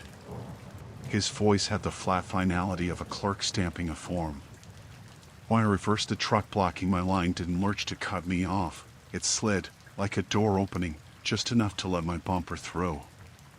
But the men did not smile or mock. They stepped aside as though they had done what needed doing. The pickups idled, engines a low, obedient thrum. The lane yawned open and I drove as if I were leaking. Later, at the safety of a gas station, hands trembling and the leather pouch closed beside me on the seat, I called the local police and spoke in narrow breaths. They were patient on the other end. They told me to come in and file a report. I sat under fluorescent light and wrote the details, handed over descriptions that felt crude and inadequate. 3 pickups, plate numbers half remembered, a pouch, a folded receipt with a scrawled sum. The investigation was methodical. Officers combed the lane's verges at dawn and found tire tracks and scuff marks where the pickups had boxed my car. A patrolman caught one of the license plates on a traffic camera an hour later as the trucks dispersed toward a cluster of farm sheds. Within a week, 2 arrests were made. The men were part of a small ring, local, opportunistic, using the loneliness of secondary roads as a ledger for extortion. The word on the police blotter was minor but precise. I was given forms to sign and a case number and told to keep the receipts. The detective spoke quietly about deterrence and patrols, and he told me, almost kindly, that my response had likely prevented worse. Compliance had kept me alive in a way brute force sometimes does not. That was a strange comfort. The truth was less cinematic than I had feared. No mythic chauffeur, no occult logic, only men who learned the geometry of lanes and the psychology of isolation and practiced a quiet, administrative cruelty. The ending was clean and conclusive. I had been forced off the road, I had paid, I had driven away, and the law had pursued them in the morning light. They were charged with assault and extortion. The records were public. I still retell it the same way because facts are the thing that slog the fear down into something you can manage. Sometimes I find myself glancing at my mirror on a narrow lane, imagining the metallic nudge. The gouge on my rear quarter is a small, honest scar that catches the sun. I live with it. I survived. That is the ending. I got away. I told the story, and the men who used the quiet of the road as currency were put on notice. I had been steering for 2 hours through the slow, indifferent miles that sit between towns, the kind of driving that unbuttons your thoughts and leaves you easy to mistakes. The detour the GPS suggested was only a line on the screen, a thinner ribbon than the highway, and I told myself I was saving time when I turned. For the first half hour everything felt minor: cracked blacktop, a rooster call from a yard, an old pickup parked with its tailgate down. The sun slid behind the trees and the world cooled into a blue that made every shadow look like an eye. After a while the road pinched to a single lane, with farm fields sloping away on either side. Barns started to pass, big red ones, weather-bleached ones, one squat concrete structure with a silo that leaned like an old man. The barns kept repeating in a way that made my stomach tighten, not the exact barns, but the same small details cropping up over and over: the sagging porch swing at the Mitchell place, the missing plank by the eastern door of the Turtle Barn, the barbed wire loop hanging from a post like a question mark. I shrugged it off as exhaustion. GPS errors loop roads sometimes. People build their houses in grids, and I had driven a square without noticing. On my third pass, the first person stood in a barn doorway. He held himself like a nailed board, feet planted, shoulders rigid, staring at my headlights as if they were a thing that could be studied. He wore an old coat and a hat pulled down, and his face was pale in the light. When you are alone on a road at dusk and someone appears, your reflex is the same as a dog's: you look for what they need. I slowed and flashed my brights, mouthed "You okay?" and felt like an idiot when he didn't move. He simply watched me, unblinking. I told myself the sensible things. He was a farmer, perhaps checking animals. Maybe he'd seen a break in a truck. It made sense for a while. Then, on the next loop, there was someone else in the doorway of the concrete barn, a woman this time, and on the loop after that a boy, arms folded, chin up. Every barn had someone in it. Each person stood in the same rigid way, like a sentinel. Not one of them waved, not one of them called out. Their attention was all aimed at the lane. I tried to keep my voice small and practical. "Anybody need a lift? Do you need me to call someone?" My phone, of course, announced no service. The map in my lap was a folded island of ink that meant nothing out here. Rational excuses piled up: maybe a local festival, a charity drill, and then the facts pressed in. My mirrors showed the same stretch of road, repeatedly, and every time the barns returned they had a person framed in their doorway. There were no cars parked. No lights on inside. Only those faces in the threshold, waiting for me. A chill tracked along my forearms. I tried to turn onto a side lane I thought would lead back to the highway. The road angled but spat me out like a pool ball ricocheting off rubber and wood. I drove harder, as if speed could disassemble the circuit.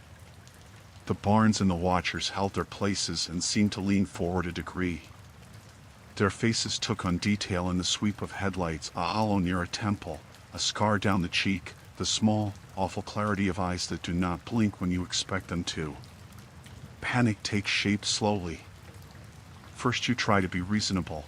I parked and wrote down the names on a mailbox, trying to anchor place to word. I stopped at a farmhouse with a light still on and knocked. No answer. The lamp above the porch hummed steadily, shadows pulled under the lip of the roof. I stepped back to my car and the road was full of barns again when I looked up, as if the world had folded and stacked itself differently while I counted my breaths. By the time the hour mark arrived, the rhythm was a drum. Each circuit drew more watchers into the doorways. Their numbers multiplied like a pattern emerging on a loom. They did not move off the threshold. They did not shout or wave me away. They made no sound. It was their silence that was loudest and organized, earned hush that felt like a thing trained into muscle. I told myself the police would understand me if I could just get out of that circle and reach them. I found a number and dialed, and for a moment the phone held a connection, a woman's voice asking for location, then it fizzed into static. The line died like a candle snuffed. When I passed the Mitchell barn for maybe the 10th time, the man in that doorway had shifted his weight. That small motion made him terrifying. He stepped down from the threshold and into the yard without changing the expression on his face. One by one, other figures followed, the barn doors arranging a theater of people who had only ever known one stage. They moved as if practiced to do so, a slow, careful closing of the space the lane offered. I slammed the accelerator. The tires protested and threw gravel like spray, the engine keening. They did not scatter like startled birds. They walked toward the lane and kept walking, forming a line that threaded the fields where the fence met the grass. Light swept across shoulders and faces. Each person tilted his or her head the same way when I roared past, following me, measuring me with a patience that made my skull ache. I tried every sane response, reversing, flashing, honking, pleading through the lowered window. The most basic civility failed me. "Please," I said, a single small animal sound, "please let me through." A woman's voice, smooth and steady, floated from the line as if wound on a hidden spool. "You came the long way," she said. "You were counted." Whatever that meant had the weight of ritual in it. I saw, for the first time, the signs I had not seen, the little piles of stone stacked near the gate of a field, the painted mark on a fence post repeated in intervals I had mistaken for weathering. The watchers had the patient geometry of people who turn a pattern into a rule. They closed in. A boy ran out and stood directly in front of my bumper and did not cry or shout. His eyes were empty in the way of someone very young or someone who has practiced being very still. Hands touched my hood as the line closed, light catching on rings and calluses that read like tokens. The soundtrack of the night narrowed to the rubbing of denim and the low, resigned rustle of leaves. I had one option, the rawest animal choice left, force. I put the car into gear, lashes flicking with fear, and gunned the engine. Gravel sprayed. The boy's shoulder flashed at the edge of my panic and my bumper clipped him. His body slid along the hood with the sound of wet paper. I cannot unknow the way silence folded at that moment. He did not fall as if broken. He rolled and stood as people in this place had rehearsed doing, as if the state of motion was their property and not mine.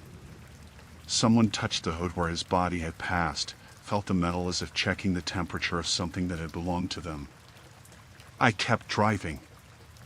I passed fields that had been quiet an hour before and now held rows of watchers in their doors. The same faces turned to follow me until I was a moving point of light. By the time the county road rejoined the highway, I was howling with the motor and shaking with the aftershocks of breath. The bright street lamps of the main road felt obscene in their normalcy. At the first open diner, I pulled in like a man jumping from a burning room. Hands still trembling, I told the clerk what I had seen. He listened with the flat, careful attention of someone who hears tall tales at 2 a.m., then slid a cup of coffee in front of me as if a hot, caffeinated thinness could stitch me back together. He called a deputy. They went out in the morning. They found nothing in the barns. The doors were empty, brooms leaning where they had always leaned, a stray horseshoe by a feed bin. But they took my report, and later that week a farmer from the area came into town with a photograph pressed into his fist. A surveillance camera near a grain elevator had caught a ring of people moving from doorway to doorway at dusk on 3 successive nights. The deputy I spoke to after that called them lookouts, and said they had been preying on nighttime travelers for months, corralling and sometimes robbing, sometimes worse. A small ring of arrests followed when the local courts took notice. That was the truth, recorded and legal, human, organized, cruel. It was both comfort and indictment. I had been counted and let go, apparently, because I had forced motion through their choreography and escaped. The thing that would not leave me was not the knowledge that they existed, but the image of a dozen faces, blank and patient, forming a border where the dark met the road. I could say what I had learned: watch your maps, avoid single lanes at dusk, but the real lesson was narrower and stranger. In that county, on that back road, people had learned to stand like doors and to make a wrong turn mean you belonged to them. I keep the scuff on my bumper. It is a thin, stubborn white line that catches the sun and reminds me that the world can arrange itself into traps with the same ease it arranges itself into roads. I survived. They were ordinary enough to be charged. But sometimes, late, when my headlights cut a span of countryside and the trees make small theater, I see, reflected in my mirror for just a moment, the posture of a man standing in the dark and realize I drove through someone else's counting. That is the end. I left that night with my teeth clenched and my wallet heavier by fear, and the county learned how to catch its own. I was tired enough that the highway had become a thin, forgettable thread. The GPS chirped a detour and I turned without thinking. Shortcuts felt like competence after a long day. The side road narrowed, trees knitting overhead, and the neon of a weathered sign read vacancy. A motel. Convenient. Practical. The office light blinked and went out as I pulled into the crescent of parking. The glass door latched with a soft click. The lot smelled of warm tar and old coffee. I checked the window, a lonely register, a bowl of mints, a hand-lettered notice, and no check INS after 9. My watch said 9:07. Bad timing, I told myself, and stepped back toward the car. That's when a curtain upstairs twitched. Then another. The motel's second-floor windows were a row of pale rectangles, and each curtain shivered a fraction. Not a draft, the lot was still. The movements lined up like a metronome. I reasoned, people peeking in, a vent, someone adjusting blinds. Rationality soothed for a breath and then failed. The curtains didn't open, they only quivered, as if watching. I moved closer. The fluorescent light hummed and made the building look like an old photograph. A man emerged near the vending machine, denim jacket, hands knuckled by work. He didn't smile. He stood in the light and listened, then lifted his hand, not to wave but like a conductor cueing an orchestra. The curtains answered, an exact small start that made the skin at the back of my neck prickle. "Is this place open?" I asked, already knowing the answer. "You came through late," he said, voice dry. "People watch from their rooms.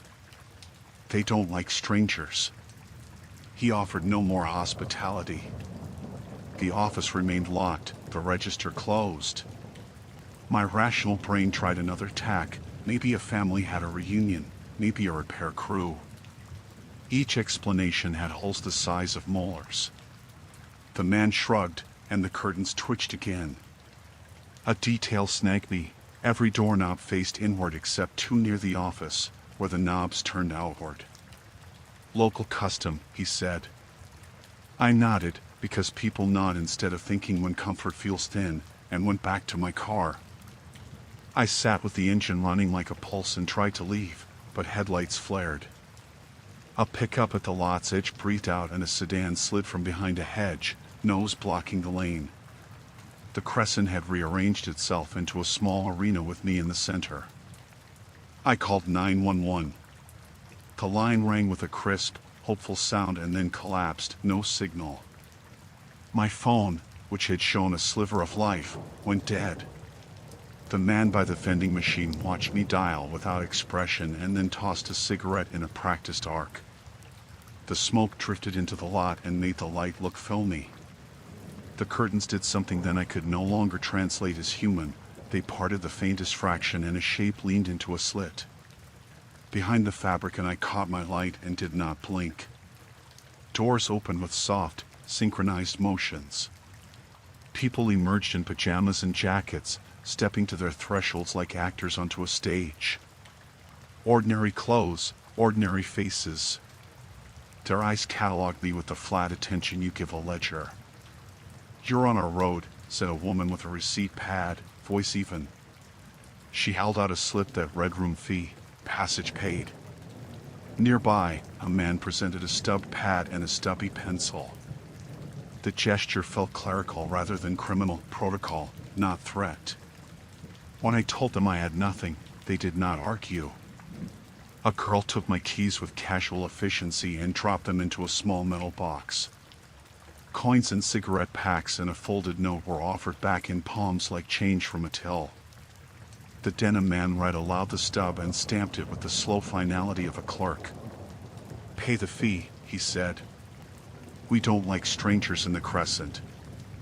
I tried to leave. I turned the key, the engine coughed and died. I tried again, nothing. The dome light popped and blackened. The motel's fluorescent strip hummed as if amused. They advanced in a slow, geometric line and then halted at the parking island, hands out as if conducting a transaction. There was no shove, no raised voice, only the practical choreography of people who had made a trade of keeping watch. They left me a choice: walk. The grounds were small, the highway was a dark seam on the horizon. A man kept pace a respectful distance behind me, another shadowed the shoulder of the road. The curtains gave themselves a last little flutter of attention, and then settled. I walked until the motel sign was a pale notch behind me and my phone woke with one bar. I called the police from the highway and told them everything: curtains, receipts, the metal box, the way they took my keys like clerks balancing a till. At dawn, officers returned to the motel and found a dozen people arrested, protesting mildness, receipts stacked in a shoebox. They found the metal box with my keys, slips of typed paper, and a ledger scrawled with times and amounts. The desk register showed no check-ins after 9. The owner had authorized nothing. The prosecutor called it extortion. The judge called it criminal. Names were taken, bonds set. The motel closed for a week to be scrubbed, cameras installed. There was nothing supernatural to record. The curtains had twitched because human hands had pulled them. The watching eyes had been human eyes. The true horror was administrative. A small community had learned to convert a deserted crescent into a toll booth, turning strangers' confusion into revenue. They had a system, signals, parked cars, a pad and pencil, a metal box. The ledger was paper and the ledgerers were ordinary people. I survived because I walked and because the law eventually found a pattern to break. I kept the stamped slip in my wallet for months, a tiny rectangle that smelled faintly of plastic and fear. I stopped taking detours at night. I fill the tank before the light fades. I trust the blue line only when it stays on well-lit roads, and sometimes, late, when the wind is still, I hear a curtain twitch in memory and realize how easily ordinary places can be made into instruments. The ending was prosaic: arrests, paperwork, patrols, but the memory remains, a row of curtains moving in metronome time and a dozen ordinary faces arranging themselves into a ledger. I drove a wrong turn into their crescent and, by motion and luck, I came back out. I was exhausted when the GPS chirped and insisted I take the faster route through a patch of country roads I'd never traveled. The highway had been crawling with traffic, brake lights blinking like red warning beacons into the growing dusk. I followed the detour, thinking a little backroad shortcut couldn't hurt. At first, it was exactly that, ordinary. Narrow asphalt, telephone poles casting long shadows, a farmhouse here, a cow pasture there. I passed a small creek, then a bend in the road, and suddenly the bright, buzzing sign of a gas station appeared.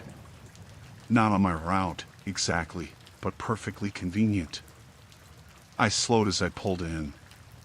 The station was one of those old rural places, the kind with a single pump, faded paint, and a narrow awning. Outside stood a man in a worn denim jacket, leaning against the post like he'd been counting something. His gaze lifted as I drove in, trained, precise. I parked, glanced at the GPS again, and then looked at him. He straightened slightly, then crouched, glanced at the pump, then back at me. Counting. I laughed nervously, muttering, "Weird guy, huh?" My rational brain shoved aside the feeling in my gut. Maybe he worked there. Maybe he liked to watch cars pull in anything normal to explain it. I turned the wheel to leave, GPS recalculating, and the road led me in a tight curve back to the same station. The man was in exactly the same place, counting.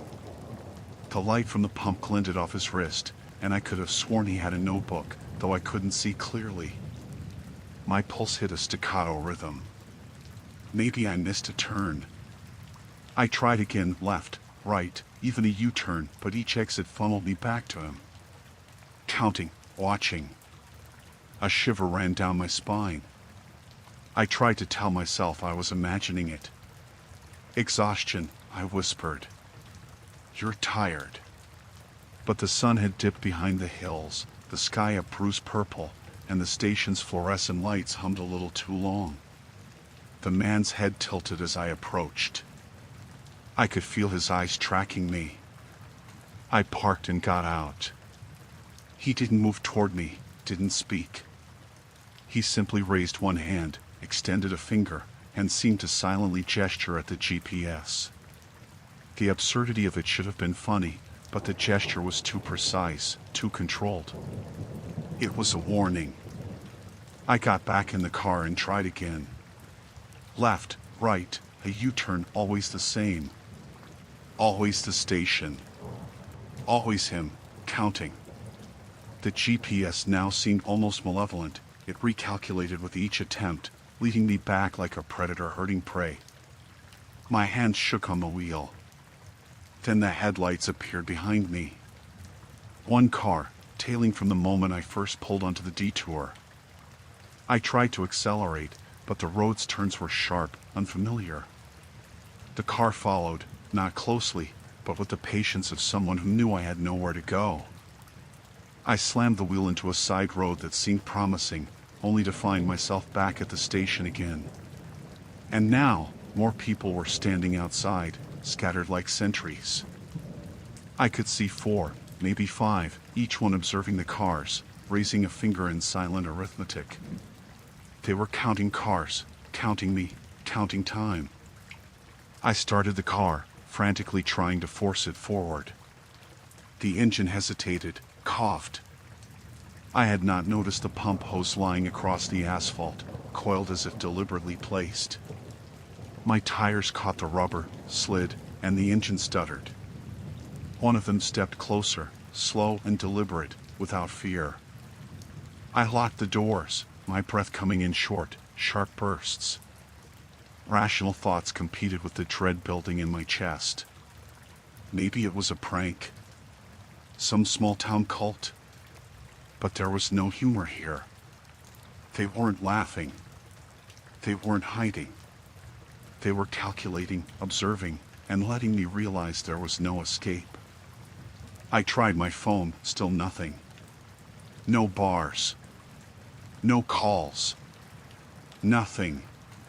The world outside the car shrank to the asphalt, the glowing sign, and the figures who now seemed to have multiplied. More men, more women, spread along the lot like a slowly closing net.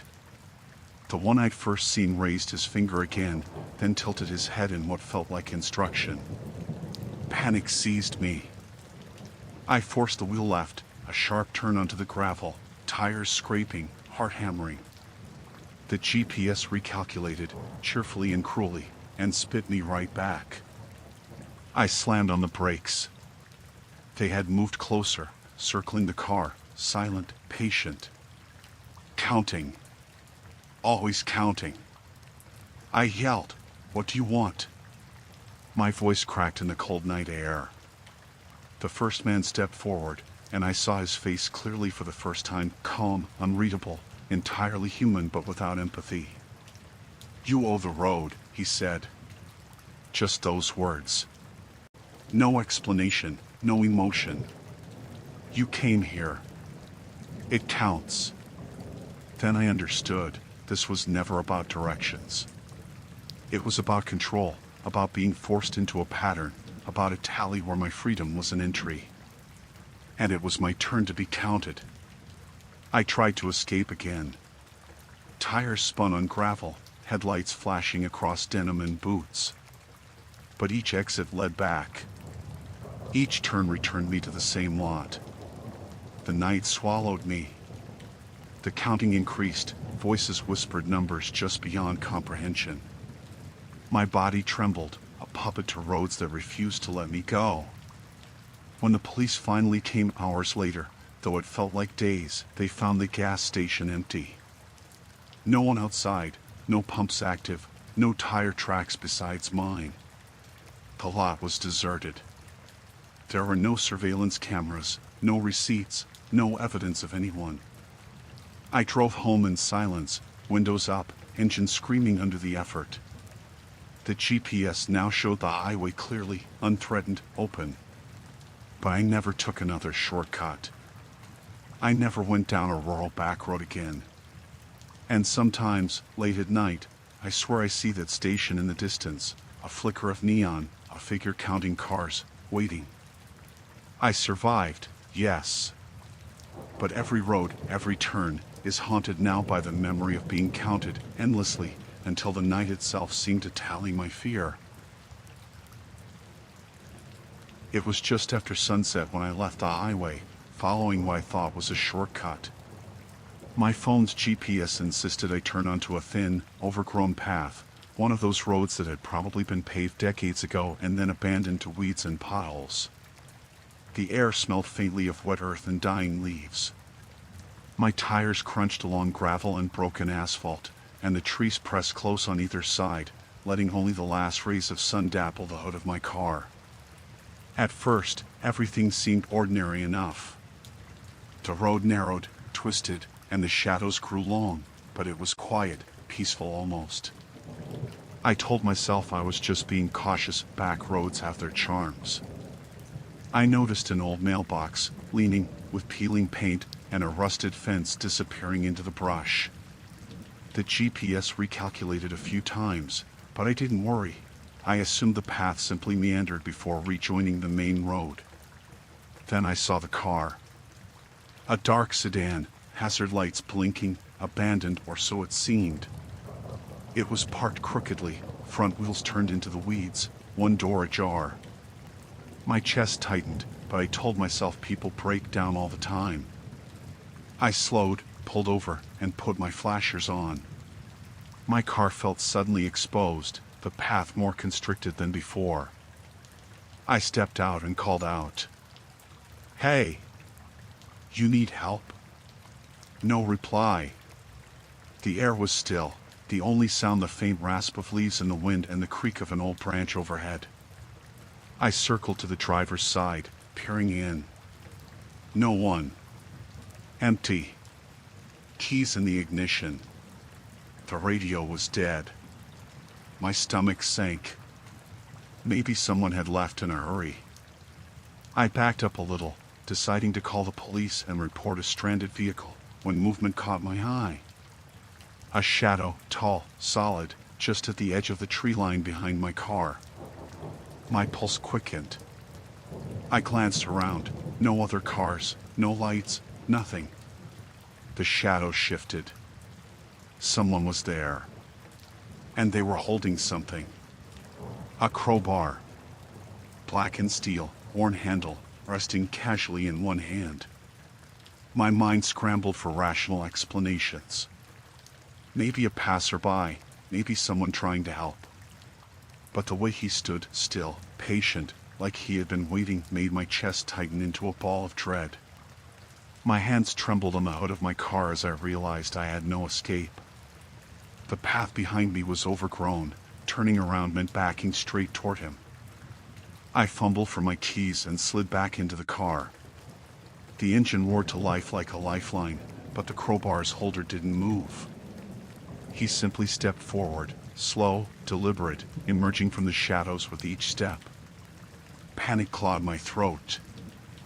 I threw the car into gear, tires skidding over gravel, trying to turn onto a side path, but roots and ruts caught the wheels.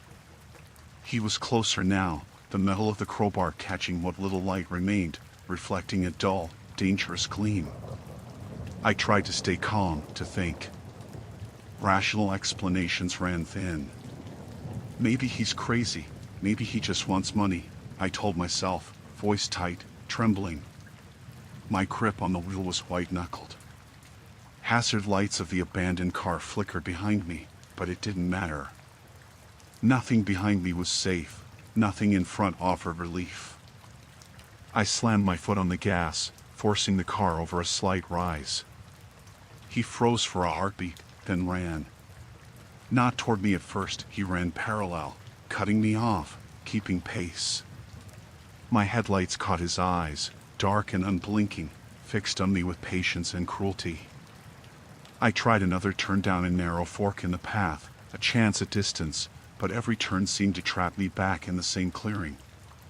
The hazard-blinking car, the trees, the crowbar-wielding figure, it was like the forest itself had bent to funnel me toward him. I considered abandoning the car, but the ground was soft, rutted, and the crowbar made that choice unthinkable. Each heartbeat thumped like a drum of doom as I edged forward, trying to force momentum, tires gouging the dirt.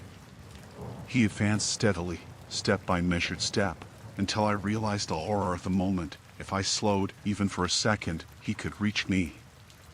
If I stopped, even for breath, the crowbar would swing. A final rational thought pierced through terror: momentum. I floored the accelerator, tires spinning, engine screaming, and aimed for the only gap between two leaning trees at the edge of the clearing. My car leapt over the roots, scraping branches against the roof, and I didn't look back. The figure stumbled at the edge, maybe trying to anticipate the motion, maybe simply caught off guard. I barreled down the old path, adrenaline and fear keeping the engine alive when it wanted to die.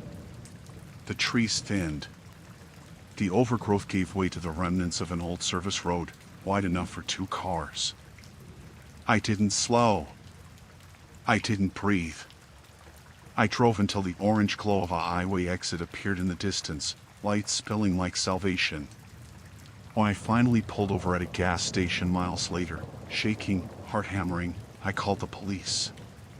They told me the path I described didn't exist in any official records, and the abandoned car had no reports filed. They were polite, skeptical, and efficient, but their reassurance felt hollow.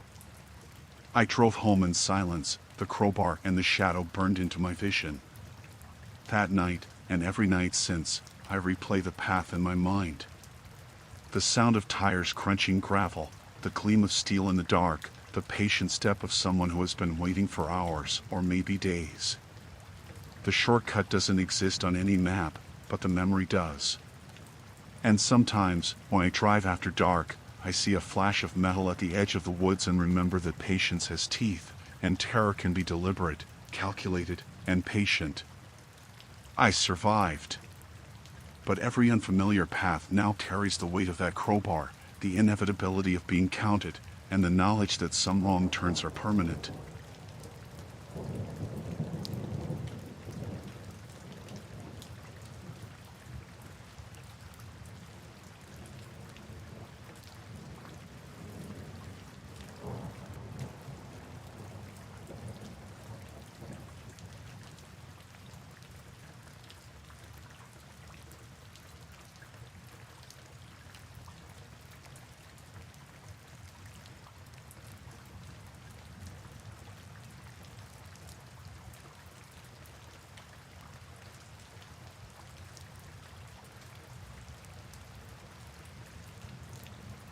I booked the Airbnb because it was cheap.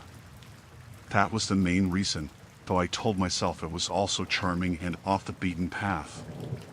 Truthfully, I just didn't want to spend a fortune on a hotel. The photos looked fine, a small studio apartment attached to an old farmhouse, white walls, a little kitchenette, even a desk where I could set up my laptop. Clean, minimalist. The reviews were short but positive.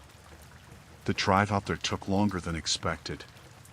The property was tucked in the hills, far from town, surrounded by fields and leafless trees that scratched the sky like skeletal hands. The farmhouse itself was dark, no lights in the windows. My rental was a converted outbuilding at the edge of the property. The host had messaged me not to worry if we didn't meet in person. She'd left a key under the mat. I let myself in. The place looked exactly like the pictures. White walls, sparse furniture, a bed, a desk, a chair, a kitchenette, and a bathroom tucked behind a sliding door. A faint scent of bleach hung in the air, sharp and clean. For a moment, I felt proud of myself. It was perfectly fine. I unpacked, ate a snack, and tried to settle in. The Wi-Fi worked, though it was slow. I scrolled mindlessly, then lay down to rest. That's when I noticed the first thing. On the far wall, near the ceiling, was a smoke detector. At least, I thought it was. But it looked wrong. Slightly bulkier, with a dark pinprick hole in the middle that seemed to follow me when I shifted. I told myself I was being paranoid. Smoke detectors came in all shapes. Still, I moved to the other side of the bed, out of its direct line. When I showered later, the bathroom mirror bothered me. It was a square panel bolted flush to the wall, without a frame. The glass was slightly tinted, faintly darker than it should have been. I leaned close, tapping it with my knuckle. A hollow sound. Too hollow. Stop it, I muttered to myself. You're tired. You're imagining things. But unease pulled in me, slow and sticky. After dinner, I sat at the desk to answer emails. That's when I noticed another detail, a tiny dot of light on the bookshelf, low to the ground. I bent down. It was a lens, no bigger than a fingernail, nestled between the books. My stomach lurched. I tore the book away. Behind it, wired into the shelf, was a camera. Definitely a camera. The red light blinked once, then went out. I backed away so fast the chair toppled. My hands shook. Every nerve in me screamed to run, but where would I go? It was past 10, I didn't know the area, and the farmhouse loomed silent and dark just beyond the trees. I forced myself to breathe. Maybe it was security. Maybe the host had mentioned it somewhere in the fine print. I pulled up the Airbnb listing, scrolling through the description. Nothing. No mention of cameras. In fact, the page looked different. The photos were gone, replaced by a gray placeholder that read this listing is currently unavailable. I refreshed. Same thing. My pulse hammered in my ears. I turned off the lights, thinking maybe I could sleep and leave first thing in the morning. But lying there in the dark, I couldn't shake the feeling of being watched. My eyes adjusted slowly, picking out the outlines of furniture. That's when I saw another faint glimmer near the corner of the ceiling this time. A different lens. I couldn't help it. Panic surged through me. I jumped up, flicked the light back on, and began searching. The more I looked, the more I found. A pinhole in the smoke detector. Another in the lamp base. One embedded in the clock by the bed. Each time I found one, my breath came faster, my chest tighter. They were everywhere. And they weren't just cameras. They were alive. On the desk was a small flat-screen TV I hadn't noticed before, dark and lifeless. My hand brushed against the remote beside it. Almost against my will, I picked it up and pressed the power button. The screen flickered on. It showed me. Not just me, but me right then, standing frozen in the middle of the room, staring at the TV. The image was from the ceiling angle, slightly distorted. A second later, the feed cut to another angle, me from the corner, then from the bookshelf, then the bathroom mirror. A rotation of every camera I'd spotted, one after another, all streaming in real time. I couldn't move. My own face stared back at me, pale and wide-eyed, every angle dissected. Then, abruptly, the feed changed. It wasn't the room anymore. It was a chat window, scrolling rapidly. Hundreds of usernames, comments pouring in. He's panicking now. Look at him. Don't leave yet. Stay. The words blurred together, a flood of ice pressing in. I grabbed my bag and bolted. The night air was frigid as I ran across the gravel toward my car. My hand shook so violently I dropped the keys twice before getting the door open. I started the engine, headlights cutting through the trees. Gravel crunched under my tires as I sped down the narrow road, heart hammering with each curve. I didn't stop until I reached a gas station near the highway. Bright lights, other people, safety. I parked crookedly and stumbled inside, clutching my bag like a lifeline. I told the clerk everything in a rush, the cameras, the stream, the chat window. He gave me a long look, skeptical, but eventually called the police. When the officers arrived, I explained again, begged them to check the property. They took my statement, their expressions unreadable. One finally said they'd send someone out. I waited in my car, shaking, until a patrol unit returned hours later. They told me the building was empty. No cameras, no screens, nothing. Just bare walls and furniture. I insisted, desperate, but they only shook their heads. They suggested I might have been tired, stressed, maybe hallucinating. I knew better. The next day, I checked the Airbnb site again. The listing was gone entirely, as if it had never existed. My reservation history had been wiped clean. No record. But I wasn't crazy. Because when I closed my laptop that night, I saw it, a tiny, unblinking red light reflected in the dark of my screen. Watching. Always watching. The night my car broke down, nothing about the evening had suggested disaster. I'd been driving back from a work trip, hours of highway unraveling behind me, when I decided to cut through the back roads to save time. My GPS chirped happily, guiding me along narrow lanes hemmed in by thick woods. The radio hissed with static. I told myself it was fine. Just a detour. Then, the car sputtered. A cough, a shudder, and the dashboard lit up with warning lights. I pulled over onto the gravel shoulder, the engine giving a last pathetic wheeze before dying altogether. The sudden silence was immense, swallowing even the insects. I sat there a moment, gripping the wheel, trying not to panic. Cars broke down all the time. I had roadside assistance. I'd call, they'd send a tow, and I'd be laughing about it tomorrow. I dialed the number, gave them my location as best I could. They promised someone would be there within 40 minutes. 40 minutes wasn't so bad. I leaned back, cracked the window, and tried to relax. The woods pressed in on both sides, a dark wall. My phone had one flickering bar of service. I decided not to test it by scrolling. The first set of headlights appeared 20 minutes later. Relief flooded me. Maybe the tow was early. A battered pickup slowed, pulled in behind me, and a man climbed out. He was tall, broad-shouldered, wearing a work jacket and a baseball cap pulled low. His boots crunched on gravel as he approached, raising a hand in greeting. "Car trouble?" he asked. His voice was even, friendly enough. "Yeah," I said, forcing a smile. "Tow's on the way." He peered into the cab, then at the hood. "Mind if I take a look?" "Ah, sure."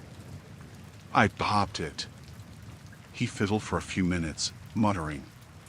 Finally he straightened, wiping his hands on his jeans.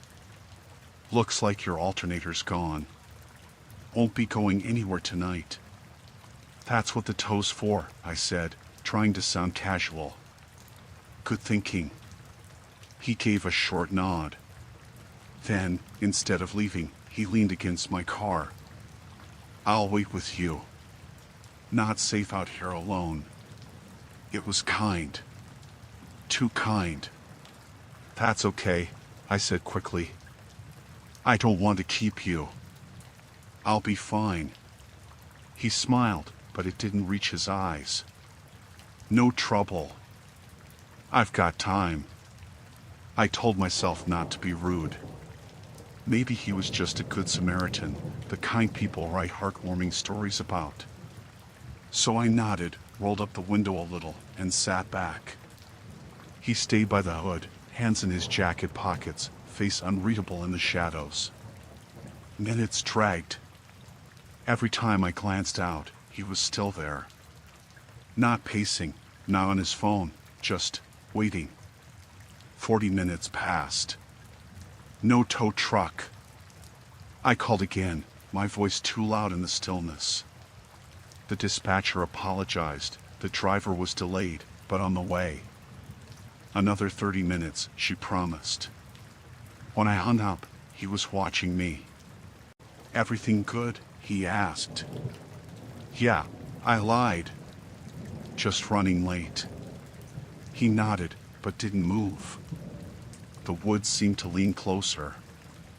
I noticed small things now, how he never looked away for long, how he stood too still, how his lips pressed together like he was holding something back. An hour crawled by. No truck. My nerves buzzed. I texted a friend my location, just in case. No response. Probably no service. Finally, I worked up the courage. I rolled the window down an inch. Listen, I really appreciate the help, but you don't need to stay. I'll be fine. He tilted his head, like I'd spoken in another language. Then he smiled again, too wide. Best we wait together. The way he said together made my skin crawl. The next time I called roadside, no one answered. Just a recorded loop telling me to hold. My phone battery slipped down to 15%. Still, he stayed. Every so often, he would circle the car, slow steps crunching in the gravel, before returning to lean near the hood. At one point he bent low, peering at my tires, running his hand along the rim like he was checking something. I locked the doors. He noticed. His smile flickered, then returned. "You nervous?" he asked. "No," I lied again. "Good. No need to be nervous. We'll wait. We'll wait until they come." But hours had passed, and no one was coming. I knew that now. Either the tow had gotten lost, or worse, I had no signal anymore. I was stranded. With him. I decided to bluff. "Actually," I said, raising my voice, "my brother's on his way too. He should be here soon." The man's expression didn't change. He just murmured, "Good. More the merrier." That was when real fear took root. He wasn't planning to leave. He wasn't planning to let me leave. The woods pressed tight, the road empty. I sat frozen, every sense screaming. At last, headlights appeared again, growing brighter, cutting the dark. A van, slowing as it approached. Hope surged, but the man stepped into the lane, waving it down. The van stopped. My heart thudded as two men climbed out. They wore reflective vests, Terry tools.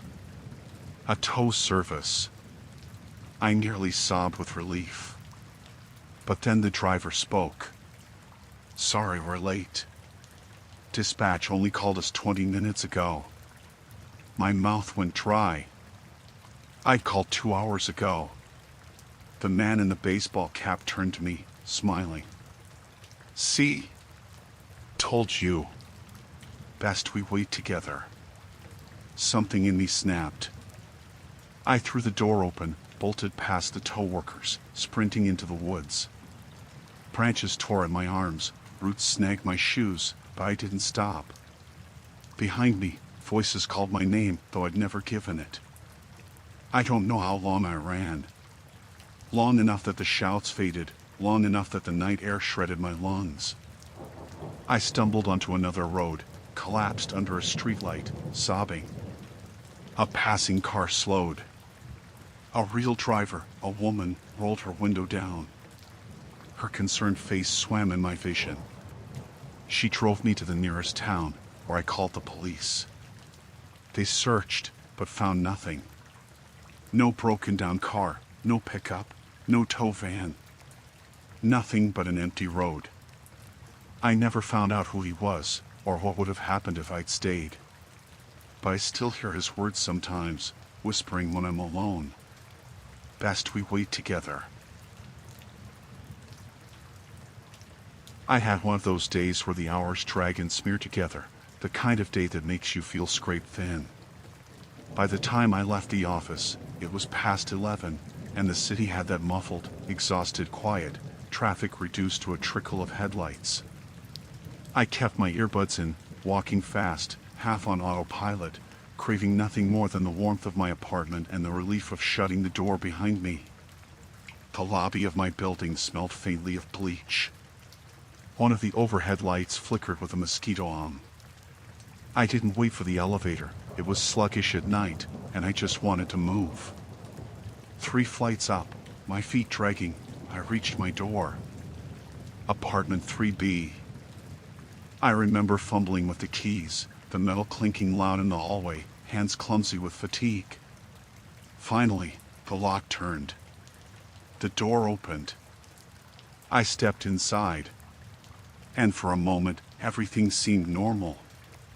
The living room was dim, washed in the faint amber glow of a streetlight leaking through the blinds. My shoes tapped against the hardwood. The air smelled slightly different, though. Not the faint coffee and laundry scent of my own place, but something sharper. Cooking oil. Cigarettes, maybe. I shrugged it off. Always smells seeping sometimes. I dropped my bag on the table, sighed, and reached to switch on the light. The lamp wasn't there. My hand grasped empty air. I blinked, then looked properly. The table was there, yes, but bare. No lamp, no stack of unopened mail. I froze. My mind scrambled for rational explanations. Maybe I'd moved it. No. Maybe the landlord had come in for maintenance. Without telling me? No. I turned slowly, eyes adjusting. That was when I noticed the couch. It wasn't mine. Mine was a battered gray thing, thrifted in college, sagging in the middle. This couch was new. Firm, angular, dark blue fabric. A blanket I didn't recognize was draped neatly over the back. The room tilted around me. My throat went dry. I backed toward the door, pulse hammering. Then I heard it, a faint shuffle, the creak of weight on floorboards from deeper inside. Someone was home. I should have bolted. Every instinct screamed at me to run. But some terrible, frozen curiosity rooted me in place. My mouth felt glued shut. Hello? I croaked. Silence. Then, deliberate footsteps, approaching. A figure emerged from the hallway. A man, maybe mid-40s, barefoot, wearing a plain t-shirt and sweatpants. His hair was thin, his face pale, eyes sunken but sharp. He stopped when he saw me, head tilting slightly. "You're early," he said. The words landed like ice water poured down my spine. I think I'm in the wrong place," I stammered, fumbling for the knob behind me. But he smiled faintly. "No. You're exactly where you should be." Every part of me screamed to get out. My fingers finally found the knob and twisted hard, but it wouldn't turn. My keys were still dangling in the lock on the outside.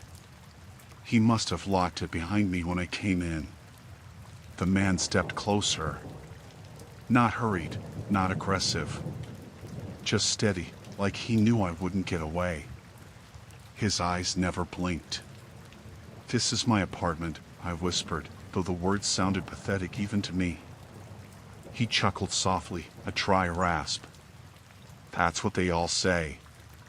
Behind him, down the hallway, I glimpsed more of the space, walls painted a different color, furniture I didn't recognize, photographs hanging where mine should have been.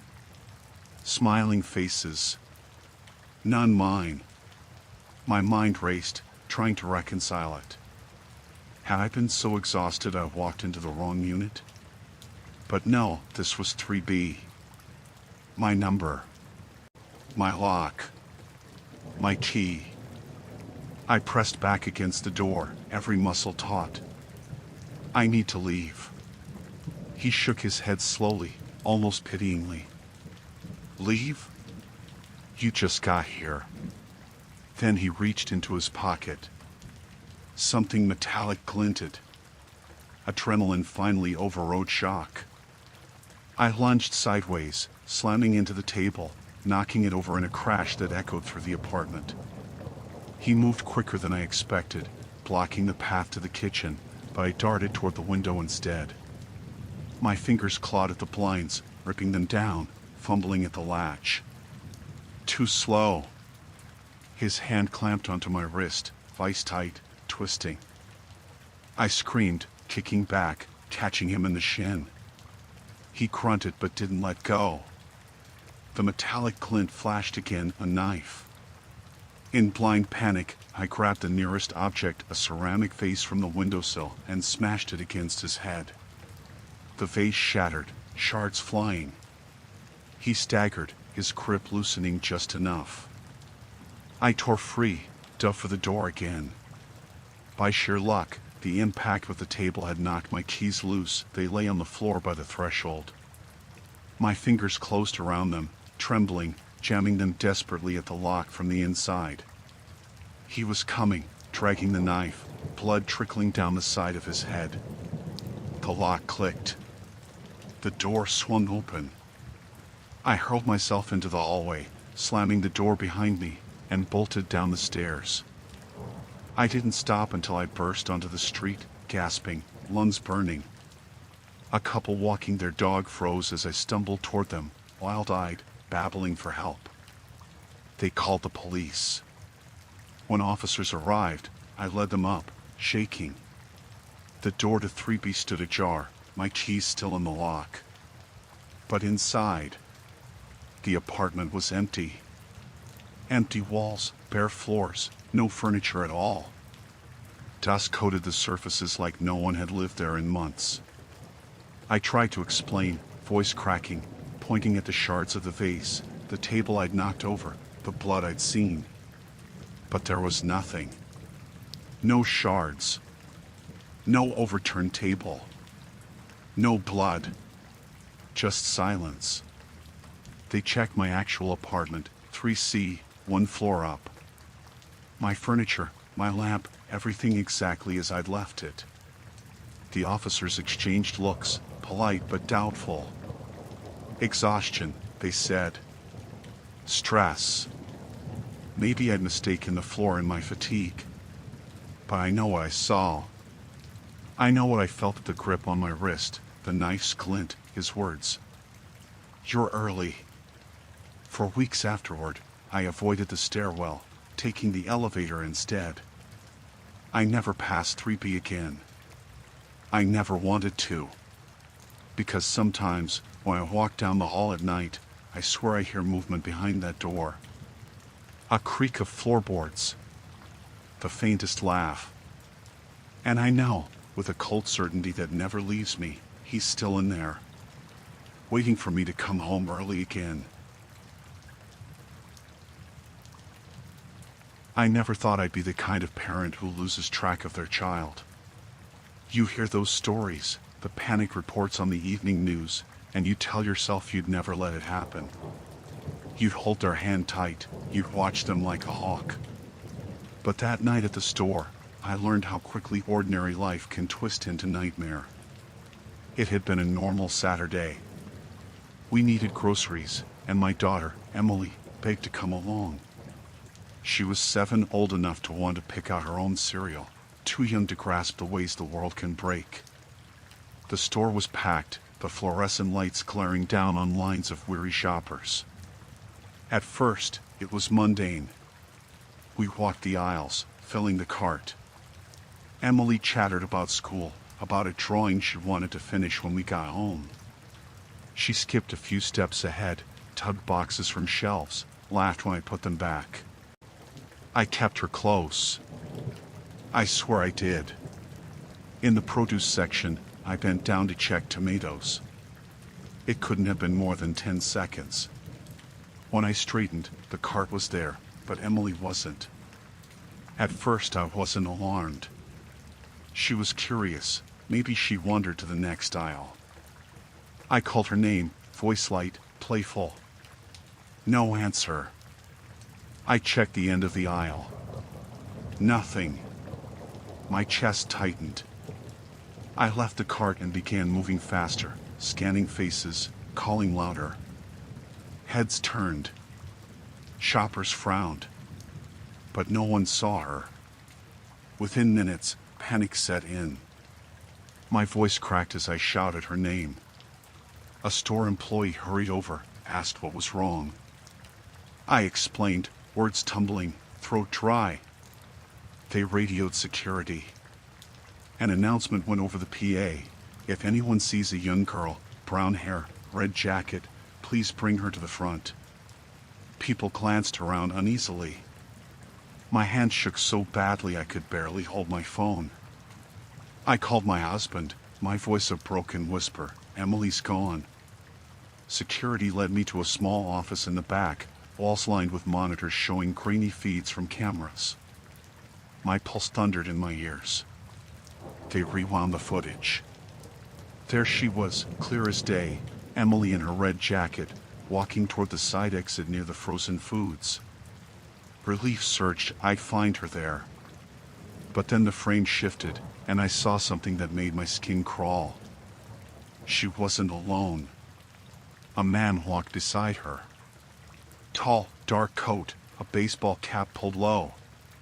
His hand rested lightly on her shoulder. She wasn't struggling, but her steps looked small, hesitant. I lurched forward. That's her. That's my daughter. Who is that man? The guard frowned. Do you recognize him? No. No, I've never seen him before. They froze the frame, zoomed in. His face was blurred by the brim of his cap, the camera's resolution too low to sharpen it. But his hand pale, bony fingers curved like claws on her shoulder made bile rise in my throat. The guard checked the timestamp. This was 5 minutes ago. I ran. I don't remember how I got outside, only the slam of cold night air against my face. The side exit opened onto a half-empty parking lot, shadows pooling between the cars. I screamed her name until my throat tore. No answer. No small figure in a red jacket. The police came. I barely remember what I said, just fragments. Red jacket, 7 years old, man in a cap. My husband arrived, wild-eyed, demanding answers I didn't have. Officers combed the lot, questioned employees, checked receipts and timestamps. Then one of them returned, face pale. They're not on any other cameras, he said quietly. What do you mean? I asked. We have her going out the exit with him. He gestured helplessly. But she never shows up again. Not in the parking lot cameras. Not at the front. It's like they walked out and disappeared. I couldn't process it. Cameras don't lie. People don't just vanish. But that was what the footage showed. Frame by frame, Emily and the man walking toward the door. He opened it. She glanced back once, her eyes wide, uncertain. Then the door closed behind them. The next camera, outside? Empty lot. I demanded they check again, rewind, enhance.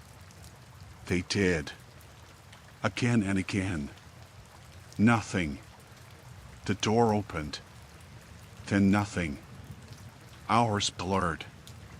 Police lights strobed the lot. Officers canvassed, questioned shoppers, pulled up vehicle registrations. My husband clutched my hand like a lifeline, but his eyes looked hollow. At 3 a.m., an officer entered with a USB drive. We've isolated the footage, he said. You should see this. We gathered around the monitor. The video played again, Emily, the man, the exit. Then the feed glitched, just for a second. A flicker of static, a distortion of the frame. And in that distortion, his face turned toward the camera. I can still see it. Not blurred, not hidden. Perfectly clear. A face too pale, stretched too long, eyes black as pits. A smile that split his jaw unnaturally wide, teeth sharp, too many. He looked straight into the lens, straight at us. Then the glitch ended, and the frame was normal again. The officer stopped the playback, his knuckles white. "We're still trying to understand this," he muttered. But I understood. On some instinctive, primal level, I knew. That thing wasn't a man. And Emily, my daughter, had walked out the door with it. The footage ended there. No cars leaving, no figures crossing the lot. Just an empty exit door swinging shut. The case is still open. The police call it an abduction, though they can't explain the footage. My husband clings to the hope she'll be found. Flyers went up, news segments aired, volunteers searched. But I know the truth. I saw her face in that last glance at the camera. She knew something was wrong. She knew, but she went anyway, small hand caught in the grip of something that wasn't human. And she's gone. Sometimes, late at night, I dream of the store. I dream of the static glitch, the face turning toward me. And in the dream, it speaks. You looked away. And when I wake, I swear I hear a child's voice in the hall outside our apartment, calling softly, as if asking me to follow. But it's not Emily's voice anymore. I always hated working late, but that night it couldn't be avoided. Quarter-end reports, endless spreadsheets. By the time I looked up from my monitor, the office floor was empty. The cubicles that usually buzzed with chatter had gone silent hours earlier. I stretched, rubbed my eyes, and checked the time. 11:47 p.m. My reflection in the monitor looked pale and hollow, more ghost than person. I packed up quickly, shoving papers into my bag. The fluorescent lights hummed overhead, too bright, too sterile. I told myself I'd be home in 20 minutes if I hurried. I rode the elevator down to the lobby. The building was one of those modern high-rises, glass and steel, 30 floors, always over air-conditioned. At night, though, it felt cavernous. The lobby stretched wide and empty, marble floors gleaming under recessed lights. I pushed through the glass doors leading to the street. They didn't budge. At first, I thought I hadn't pushed hard enough. I tried again, putting my shoulder into it. The doors rattled but stayed locked. A chain, thick and silver, was looped tightly through the handles, secured with a heavy padlock. My stomach dropped. I turned back inside. Maybe I'd missed the side exit. The building had multiple ways out. I hurried past the front desk, my footsteps echoing too loud, and headed toward the west corridor. The emergency exit door loomed at the end. Red letters read exit. It was chained, too. The padlock gleamed under the harsh fluorescent light, solid, unbreakable. A prickling unease crept into me. This had to be a mistake. Security must have chained them after hours and forgotten I was inside. I pulled out my phone, ready to call the overnight guard. No service. The screen displayed a hollow no signal. I swallowed hard. The lobby suddenly felt too big, too empty.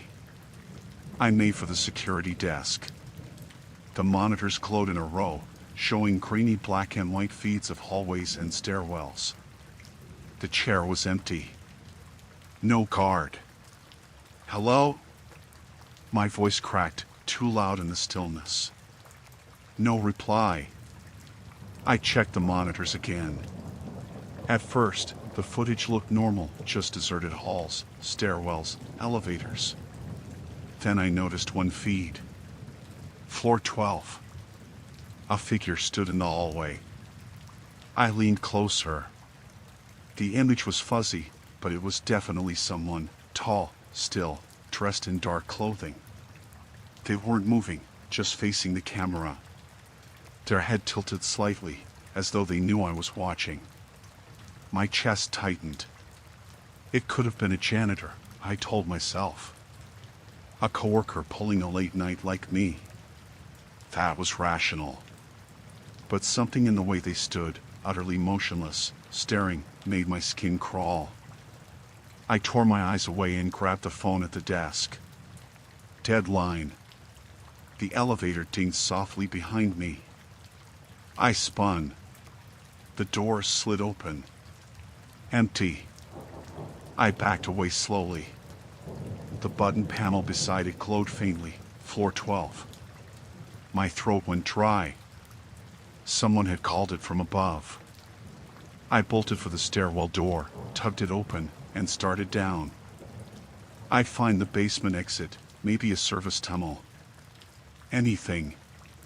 My footsteps thundered on the concrete steps, the echo chasing me. After 3 flights, I slowed, listening. Another set of footsteps echoed below. Not mine. They were measured, deliberate, 1 step at a time. I froze, straining to hear. The sound stopped when I did. My pulse roared in my ears. I turned and ran back up, 2 steps at a time, lungs burning. I shoved through the first door I found, floor 15, and stumbled into the hallway. Deserted cubicles stretched before me. Computers dark, chairs pushed back, the whole floor abandoned. Except for 1 cubicle. Its monitor glowed faintly, casting a pale light across the desk. The screen showed the same grainy security feed I'd seen downstairs. Floor 15. And on it, in stark black and white, was me standing in that very cubicle, staring at the monitor. My stomach lurched. I spun in place, scanning the room. Empty. Yet the camera had me framed perfectly, as though someone were watching right now. A sound rose in the distance, chains rattling. I backed away, heart pounding. I needed out. I needed air.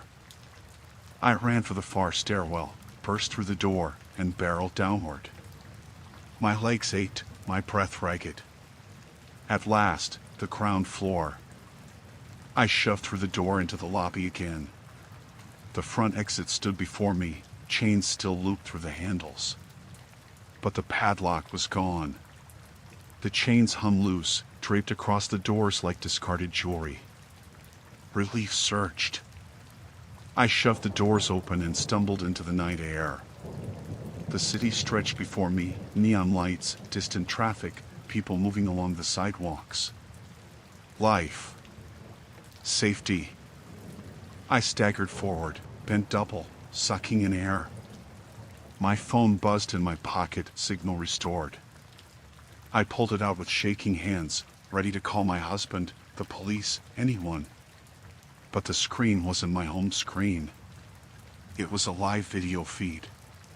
Grainy, black and white. Of me. Standing outside the building, hunched over my phone, glancing around like a trapped animal. I dropped it, heart hammering. The screen cracked against the sidewalk but still glowed, still streamed my every move from some unseen camera. I turned back toward the building. The glass facade reflected the streetlights, towering 30 stories high. Behind the glass, in the dark lobby, a figure stood. Tall. Still. Watching. Its head tilted slowly, like before. I backed away, eyes fixed on that shape, until the crowd swallowed me.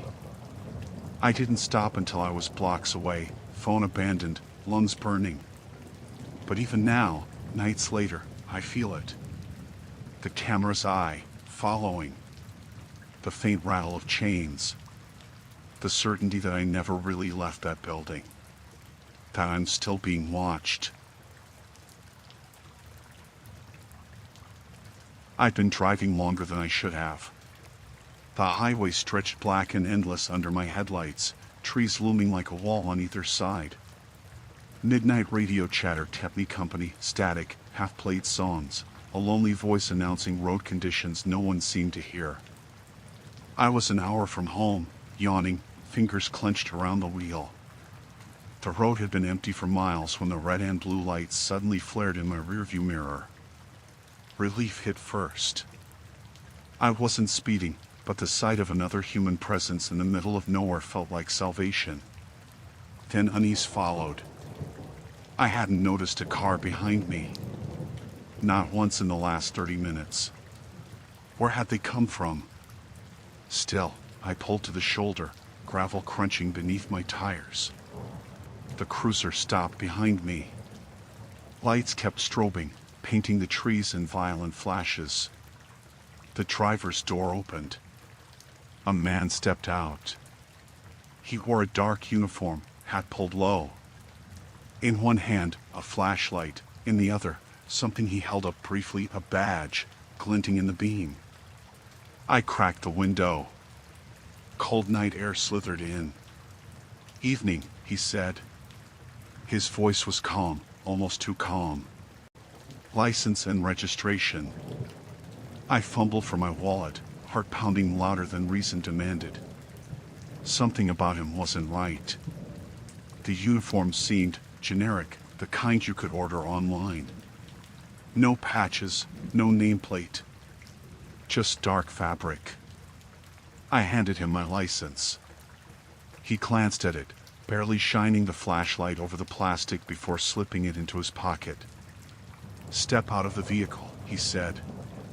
The words landed heavy, final.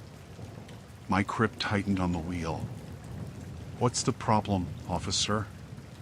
His smile stretched too wide, too white under the strobing lights. "Just routine." "Step out of the vehicle." A dozen rational thoughts collided. Maybe state troopers here had different uniforms. Maybe he was undercover. Maybe I was paranoid from lack of sleep. Yet every instinct screamed wrong. The way he stood, too still. The way the badge had caught the light for only a second, never close enough for me to see detail. I swallowed. I'd rather stay inside until I understand what's going on. His flashlight beam swept directly into my face, blinding me. "Get out of the car." The edge in his voice turned my stomach. I forced calm into mine. "I'll call dispatch to confirm." "Just a second." I grabbed my phone. No signal. Not even a flicker of bars. When my eyes adjusted to the light again, he was closer. His hand rested on the edge of my window, fingers pale and long. Too long. Something in me broke. I slammed the car into gear and floored it.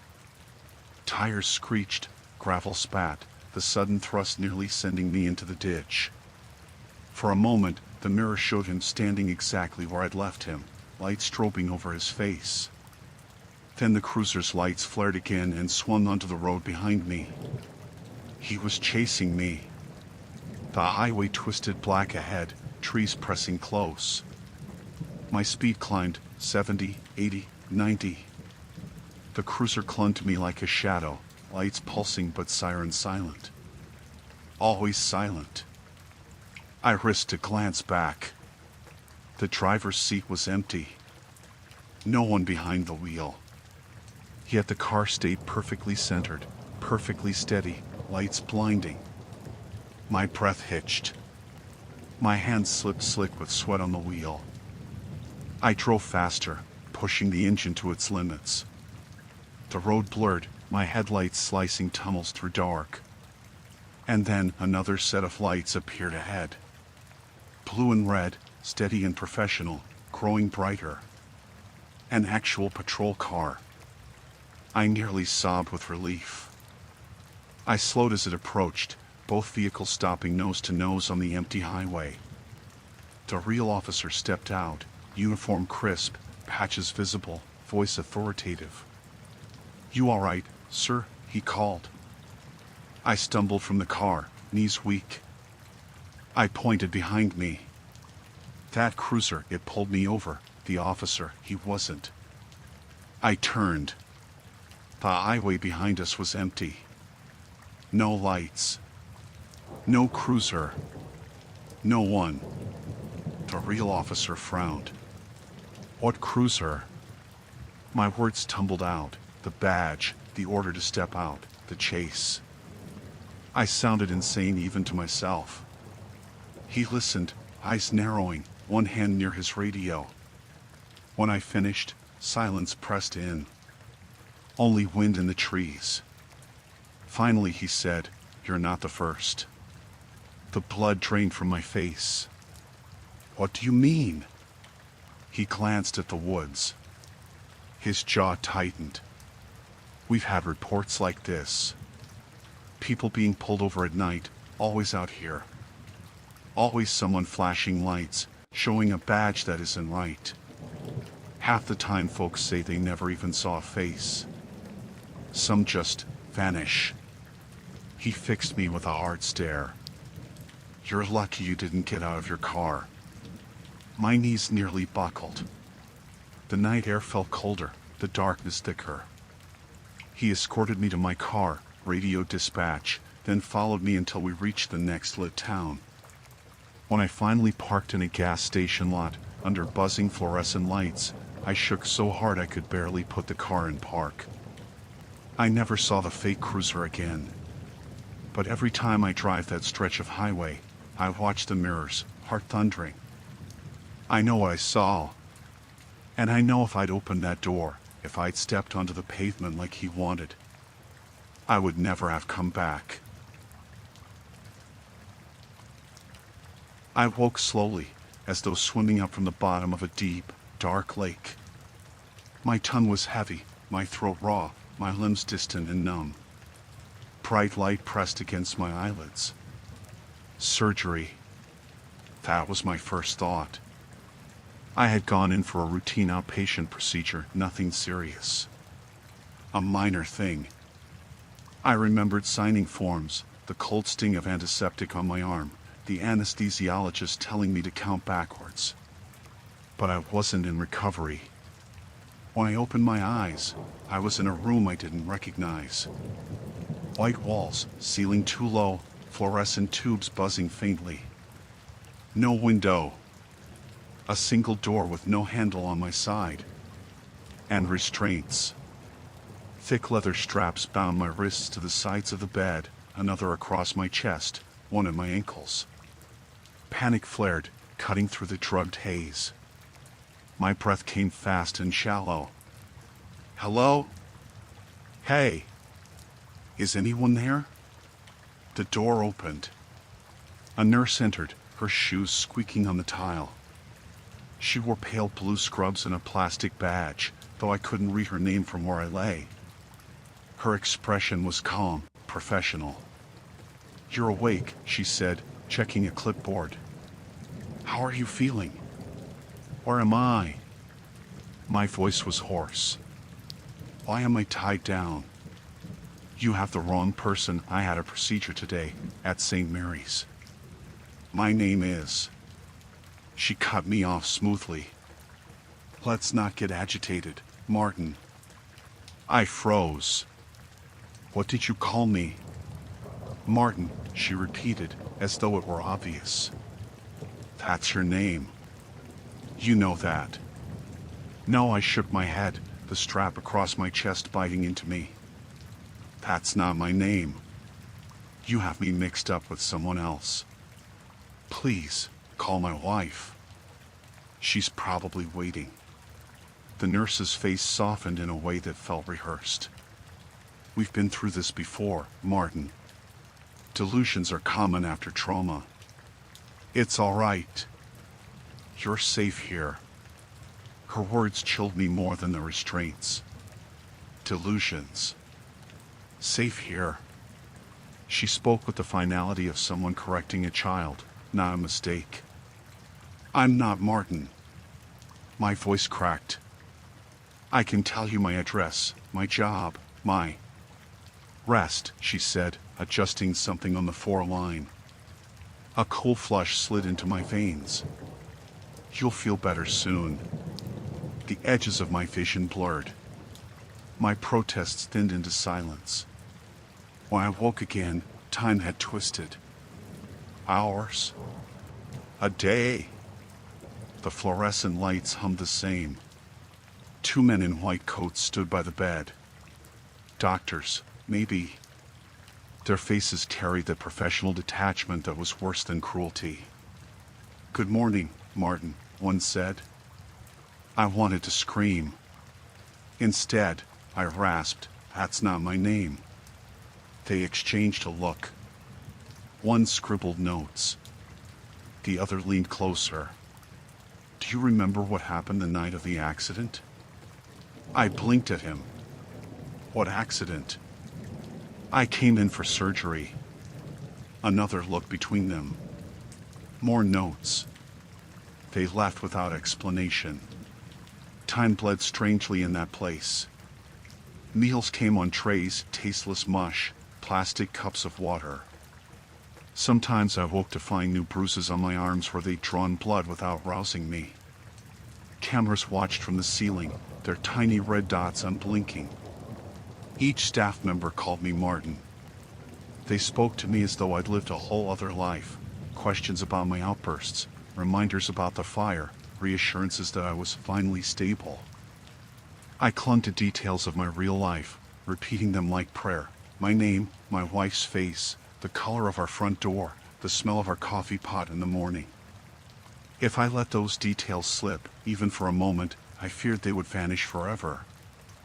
I tried bargaining, begging, threatening. Every response was the same calm deflection. "You're confused, Martin. This is part of your recovery." But recovery from what? One night, I woke to the sound of whispered voices outside my door. I strained against the straps, turning my head just enough to catch fragments. "Still insists he's someone else." Progress, but slow. Identity fracture, might never. The door creaked. The nurse entered, syringe in hand. She didn't notice my eyes were open until I spoke. "What did you do to me?" I hissed. She jumped slightly, then composed herself. "Nothing, Martin. We're helping you." I thrashed against the restraints. "Stop calling me that." Her expression hardened. "Martin, you killed 3 people in that fire. You've blocked it out, but deep down, you know. This is why you're here. To keep you and everyone else safe." Her words carved into me like glass. I stared at her, searching for some flicker of humor, some hint this was a grotesque mistake. But her face was stone. The needle slid into my arm before I could scream. The next time I woke, there was a mirror on the opposite wall. Large, silvered glass. I hadn't seen it before. I blinked at my reflection, and my breath stopped. The face staring back wasn't mine. The hair was shorter, darker. The jaw broader. The eyes sunken, unfamiliar. A stranger's face, strapped to the bed where I lay. "No," my voice broke. "That's not me. That's not me." Footsteps echoed. The doctors returned. "Do you recognize yourself today, Martin?" one asked. I shook my head violently, tears burning. "That's not me. It's not me." But as I watched, the reflection's lips curved into a smile I hadn't made. And suddenly, horribly, I understood. Maybe I had gone in for surgery. Maybe I had been someone else. But whatever this place was, whatever they had done, my identity had been peeled away like a mask. The man I had been was gone, erased, overridden by the face in the glass. And the worst part was that I couldn't hold on to the details anymore. My wife's name slipped first. Then my address. Then my job. Each memory dissolved like ash in water, leaving only fragments. Only Martin remained. By the time they unstrapped me, I no longer protested. I answered to the name. I walked the halls when they allowed it, silent under the watchful cameras. I ate when they told me, swallowed pills without question. because fighting meant nothing. The face in the mirror had won. I don't remember who I was before. I only know that someone else lived my life, someone I can no longer picture. Now I am Martin. And I am exactly who they always said I was. When we bought the house, I thought we'd finally done it. We'd escaped the cramped apartment, the noisy neighbors, the paper-thin walls. It wasn't perfect, but it was ours. 2 floors, a patch of yard, and, as the realtor boasted, tons of storage space. The attic was a selling point for me. I pictured cardboard boxes neatly stacked, Christmas decorations tucked away, maybe a reading corner if we ever finished it. But the attic was also where everything started. The move-in day was ordinary enough, dust in our throats, the thud of boxes, laughter over which light switches controlled which outlets. My wife, Sarah, insisted we explore every corner right away. When we pulled down the stiff attic ladder, it groaned as though it hadn't been touched in years. The attic smelled of dry wood and mothballs. Slanted beams cut shadows across the floor. At the far end, against the wall, sat a collection of old boxes, stacked neatly 3 high. They left junk, Sarah said, brushing dust off her jeans. Previous owners probably forgot, I answered, though the neatness struck me as deliberate, not forgotten. We opened one box out of curiosity. Inside were photographs. Dozens of them, bundled with twine. The first one made me laugh nervously. It was me sitting on a bench in the park near our old apartment. My head tilted down, a coffee cup in hand. "Look," I said, showing Sarah. Someone had the same cup as mine. She stared, her mouth a thin line. "That's not someone. That's you." The next photo was Sarah, browsing in the corner store. She was holding an apple, mid-smile. We sifted faster, our hands clumsy. Every photograph was of us walking to work, buying groceries, sitting at cafes, even standing at our old bus stop. Years of us. My throat dried as I realized none of these could have been taken by us or anyone we knew. The angles were always distant, sometimes across the street, sometimes from behind glass. In every single one, we were unaware. "This doesn't make sense," Sarah whispered. I tied the bundle back together and shoved it in the box, suddenly desperate to close it away. Maybe it's a prank. Maybe someone printed stuff from our social media. "Some of these are from before we even met," she said, her voice sharp. She held up one, her as a teenager, standing outside her high school. Grainy, but unmistakably her. We didn't open the other boxes that day. We tried to rationalize. Maybe the photos were staged. Maybe a stalker had lived here before. But whose? Hers? Mine? Both? That night, we barely spoke. Every creak of the house felt alive, as though something waited above us in the attic. I told myself I'd throw the boxes out in the morning. But in the morning, the boxes weren't there. I climbed the attic ladder, heart hammering. The floor was bare except for dust and a few dead insects. When I told Sarah, she shook her head hard. "Don't joke. Not about this." "I'm not joking." She insisted on seeing for herself. When she came down again, she looked pale, her lips trembling. "They're gone." We tried to convince each other it was exhaustion, stress from the move. Maybe we carried them down and misplaced them. But both of us knew we hadn't touched them. The next discovery came 2 nights later. Sarah opened the kitchen cupboard to put away dishes and screamed. I ran in. Inside the cupboard, stacked neatly where plates should have been, were photographs. Our photographs. One was of me, standing at the sink in our new kitchen. Taken yesterday, judging by my shirt. Another showed Sarah asleep in our bed. Her hands shook as she flipped through them. Every picture was of us in this house. Someone was taking them. Now.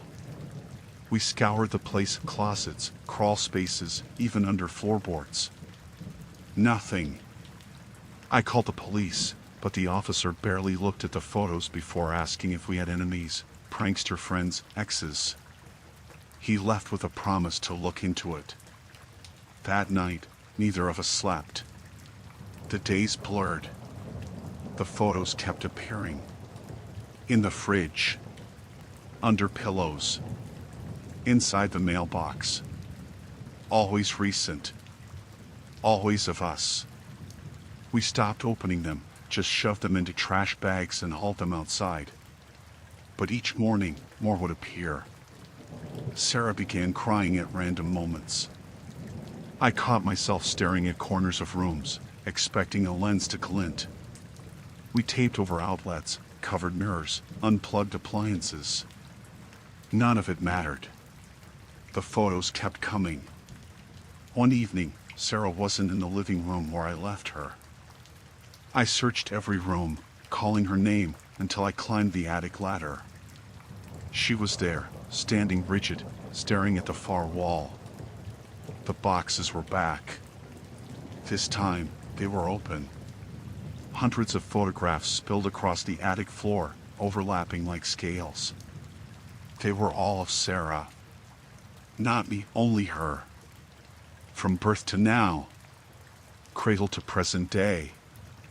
School photos, hospital records, moments that no one should have captured. Sarah whispered, "It's like they've been watching me forever." Her voice cracked. Why me? I didn't know how to answer. That night, I dreamed of someone standing at the foot of our bed, clicking a shutter, over and over.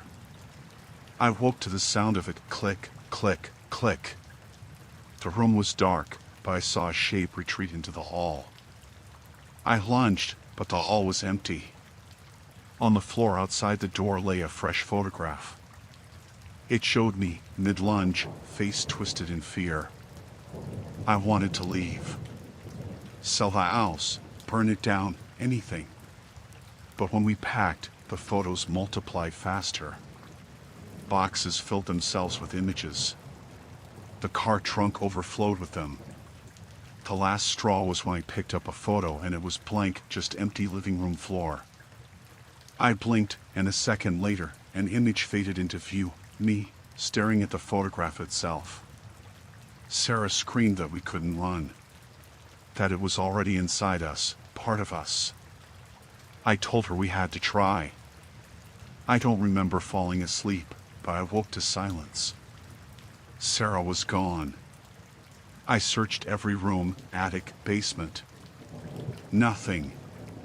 Just photos. Hundreds of them, spread neatly on the bed where she should have been. The top one showed her standing in the attic, surrounded by photographs. Another showed her turning, looking into the camera. And the last showed her vanishing into shadow. Now I'm alone in the house. The photos keep coming, but they're all of me.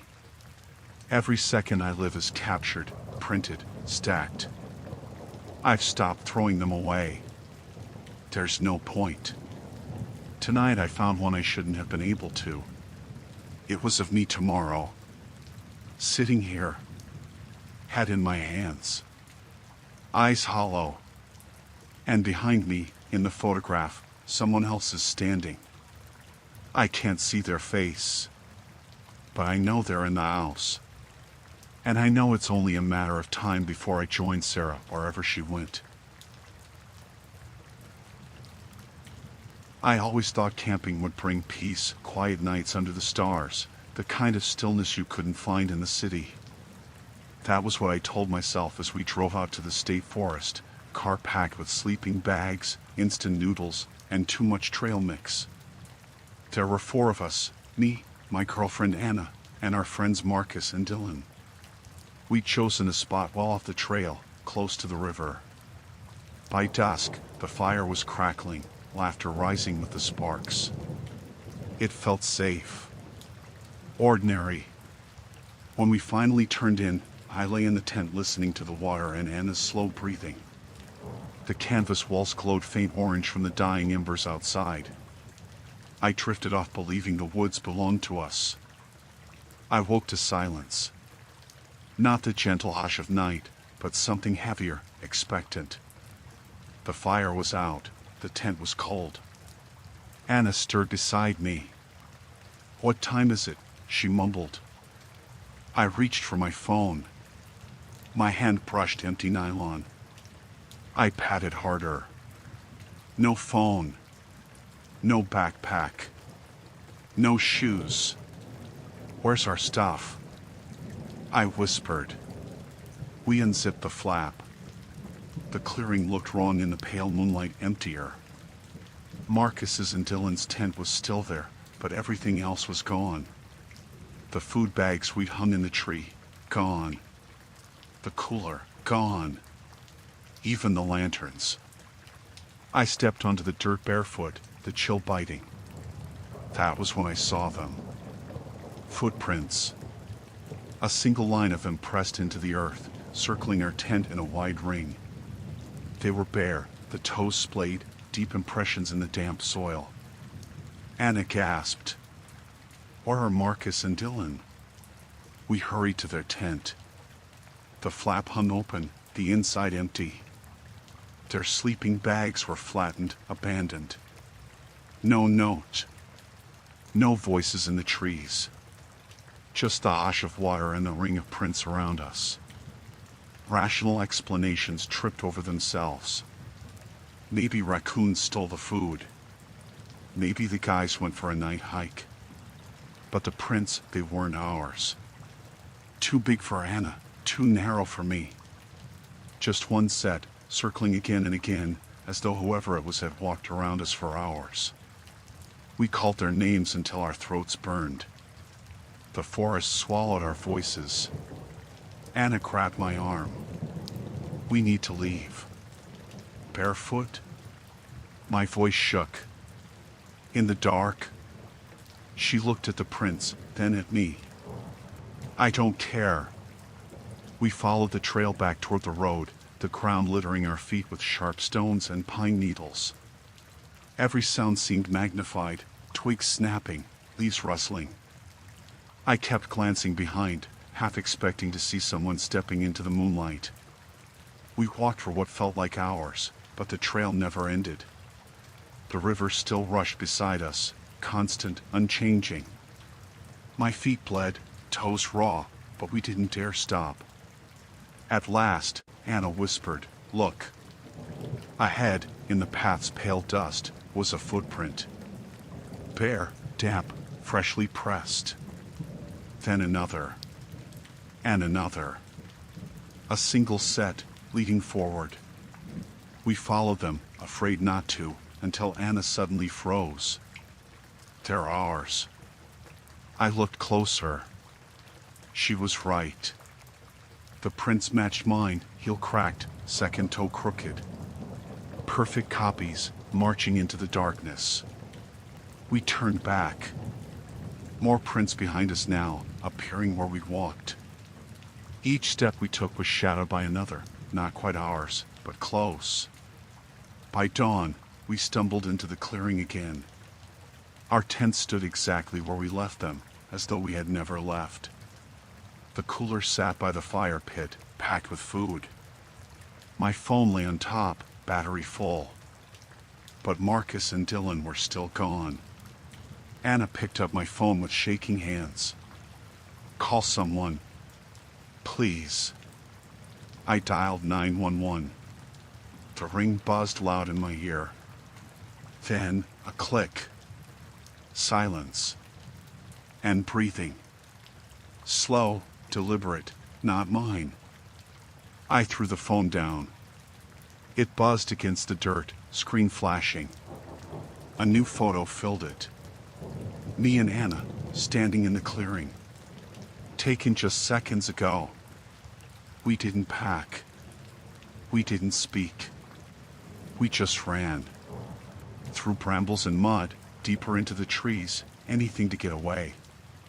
But the footprints followed. Always just one set, always circling back, hurting us.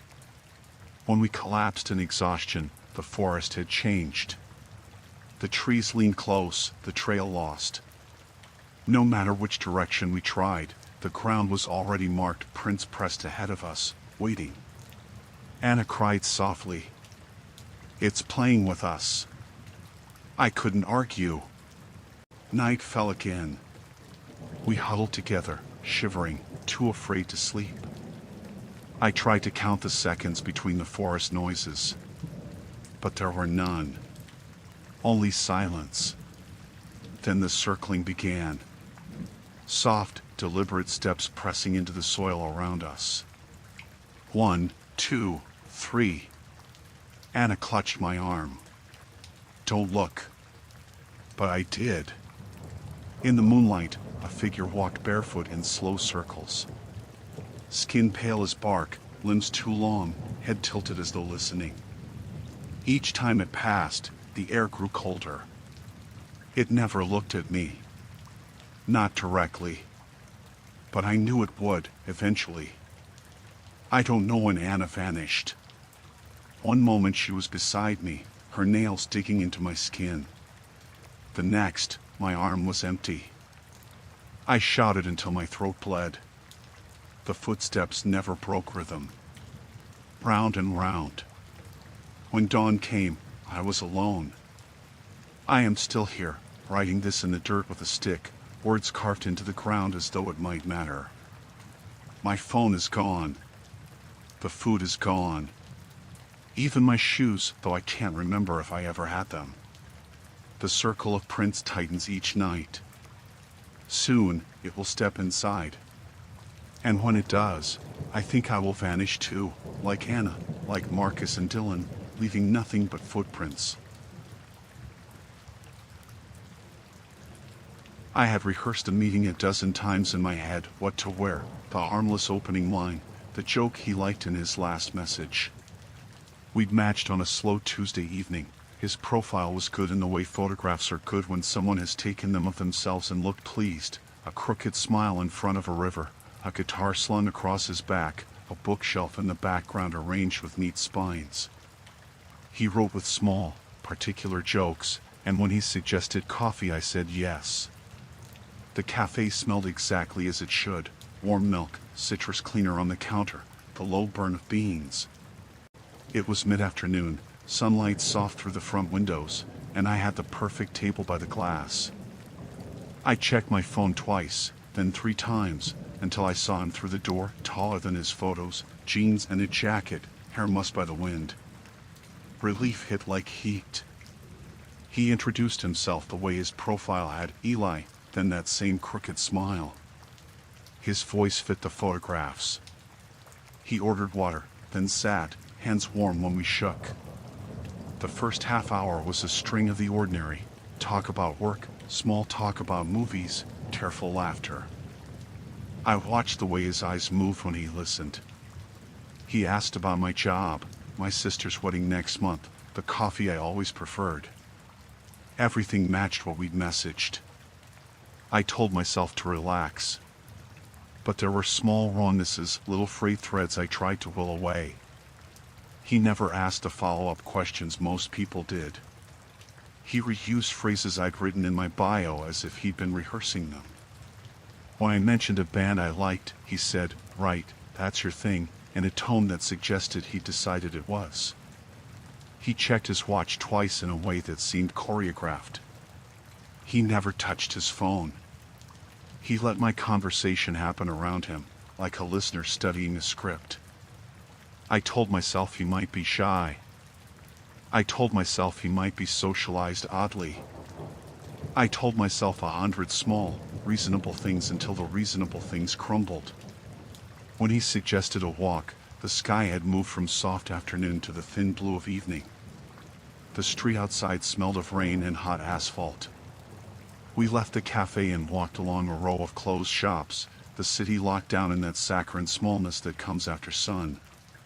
He kept pace with me, shoulder nearly brushing mine. He mentioned a place he liked to show people, and, because it was only a few blocks, I agreed. The alley he led me down smelled of damp cardboard. Doors were shuttered, neon flickers throwing slats of light across dumpster lids.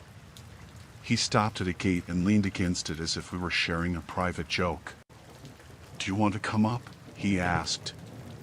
Something in my mouth went dry. "Up where?" "My place," he said, easy. "It's just around the corner. It's nicer than this." We had been texting for days. I had no reason to feel alarmed in that way, no concrete reason, but my heart kept saying the same stupid animal thing. Not right. I started to say no, to laugh it off, to suggest another coffee or a movie, and then he moved closer with a hand on the small of my back and the air around me changed. The hand was possessive, the sort of possession that arrives like a weight and never announces itself. "Let's go," he said. The voice had that same practiced cadence. He sounded disappointed that I didn't leap forward. I stepped back. "I think I'll head home." He smiled in a way that made the alley feel smaller. "You can't leave yet." The rational me argued that he didn't have the energy for violence, that public places and witnesses existed, that someone having an odd, intense social style did not equal danger. The animal me, the one with the throat and the small, clean panic in it, said get out. I turned to walk back toward the street. He reached to block me with his forearm. "You're being rude," he said. "We've had a good time." His fingers were longer than they needed to be, the knuckles pale. I didn't scream. I didn't ask how it had come to this. I picked up my pace, pushed against his arm, and his hand tightened. That was when the idiot human in me, a part one I'm not proud of now, tried reason one more time. "Listen, Eli, I don't want to be weird, but you're different from your pictures. Are those really yours?" His face changed, subtly. A flash of blankness. He let go of me as if the question had smoothed him out. "Yeah," he said. "They're mine." When I said the name out loud, the assurance had thinned. I slipped my phone out under the pretense of calling someone and, stunned, saw that I had no bars. My thumb hovered above the call icon. Then he lunged, grabbing my wrist and twisting it behind my back. I screamed. He murmured something I couldn't hear. People on the other side of the street looked up and then away. City indifference is a dangerous thing. He dragged me toward a recessed doorway. He was stronger than he seemed. "Stop!" I shouted, yanking free, tasting metal and fear. The alley felt like a throat. He laughed softly, and the laugh didn't match the face in his photos. In the struggle I remembered a trivial detail from our messages. He'd once joked about always leaving his wallet at home. It had felt like flirtation then.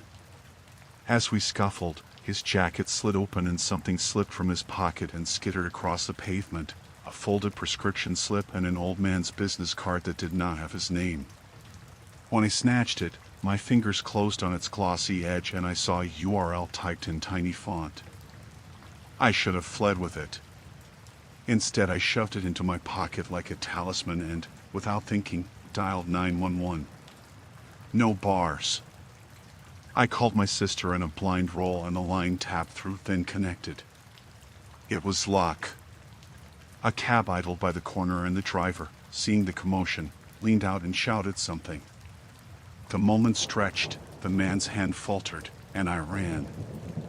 I ran down the street, lungs burning, calling my sister again, and this time I made it to the well-lit cafe where other people sat with laptops open, where my voice finally had witnesses. He was not far behind. He stood at the curb, watching me with a careful expression, as if he owned a script and was waiting for his cue. I told the barista to call the police. I kept my eyes on him until the sirens cut across the night. He stepped back like a shadow dissolving, lifted one hand in a slow, polite wave, and walked away down the block, hands in his pockets, head forward. The officers arrived minutes later. I showed them the card, the prescription, my torn sleeve. They took my statement, the inquiry clinical and brisk. A patrolman said they would canvass CCTV, check the cafe cameras, trace the card. I sat on the curb and shook until my teeth ached. 2 days later, I spoke to Detective Harmon in a dim precinct room. He had watched the cafe footage and a grainy shot from a bakery camera where the man's jacket had brushed against a delivery van. A number on a receipt matched a payment on a contactless card recovered from the alley. The business card led to a fake business. The prescription belonged to a man who existed but who had never lived in our city, one Eli Parker, a photographer with a portfolio that looked uncannily like the profile photos the man had used. He lived 3 states away and had reported images stolen months earlier. His social accounts had comments from people in other cities, bewildered to find him showing up on dating sites. Harmon tapped a file. "We ran facial recognition on the footage," he said. "It matches a man arrested last year for passport fraud in another state. He uses other people's faces. Different names. He creates lives out of strangers' social accounts, then meets women, sometimes robs them, sometimes worse. We think he works a pattern." They found him 3 days later. He was trying the same profile on a woman at a different cafe. He had another wallet, another card, another prescription. When they took him in, his face was flat and unremarkable, a human-made thing stitched together from other people's smiles. Under interrogation, he didn't confess to violence. The detective said later he typed easily, like someone copying text from a book, admitting to identity theft in a voice that sounded practiced. They charged him with attempted kidnapping, multiple counts of identity theft, fraud. The real Eli Parker's accounts were restored. He made a short statement on the photographer forum, bewildered and grateful, posting a picture of his own passport and a gentle note, "Had my face used. Scary. Hope you're okay." I felt, more than anything, oddly guilty, like a character in someone else's story freed. I never met him again. I deleted the dating profile, changed habits, sat in brighter places, let others accompany me to my car. The photographs that had been so charming became sinister proof in an evidence packet, a face that belonged to a man who had been made from other men. In the end, the horror was banal and bureaucratic: ID numbers, receipts, the slow grinding of a legal system, but it was real. The man who wore Eli's face behind a coffee cup was in a cell. The person whose images he'd stolen existed and was relieved. And I, who had almost been turned into an anecdote for his collection, kept my phone locked, my routes changed, my appetite for small online romances extinguished. The last thing Detective Harmon told me before we left the station was flat and practical. He used someone else's life so he could try on other people. We won't know the full list till we comb through devices. But you did the right thing, left, called, kept the card. You made it stop. I sleep with lights on now. When I scroll through pictures, my fingers hover, wary. If horror has a true face, I learned that night it can be borrowed, cheapened, and given briefly to a man who thinks an identity is just another prop. The only definitive consolation is the lock on my phone and the knowledge that the man who was not Eli was in a cell with someone else's face pressed against the concrete.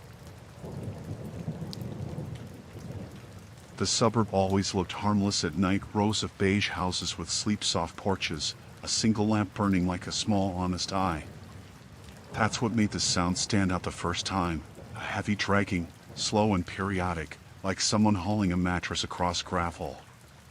It came at 3 in the morning, always, for weeks. I'd lie awake and listen, counting the beats on the roof like a metronome. My wife, Jenna, pretended not to hear. Our daughter slept between us.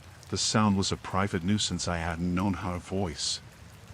By the third night, I started watching the window. There was a rhythm to it. At 2:58 a.m., the house 2 doors down, Mr. Caldwell's, would go dark. At 3 a.m. he would be at his front porch in a faded flannel and a quilted jacket, shoulders rounded, knees bent in a way that looked practiced. He'd set 2 black trash bags by the stoop and dragged them, one after the other, along the curb.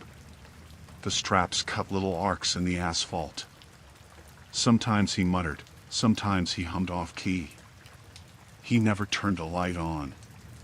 He never waved to anyone. He never, in the months I had known him, looked like that by day. During our block BBQs he was the model neighbor, grilling for the kids, bringing casseroles for school drives. That contradiction, the daytime civility and the midnight animal, grew inside me until curiosity wasn't a sin but a pressure. Might be raccoons, Jenna said when I mentioned it quietly over coffee. Or a couch he's throwing out. He does it every single night, I said.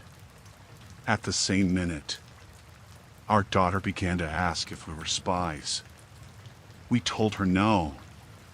Then, one Friday, she fell asleep earlier and we told each other we'd just step outside and look. No flashlights, no phones, see and be back.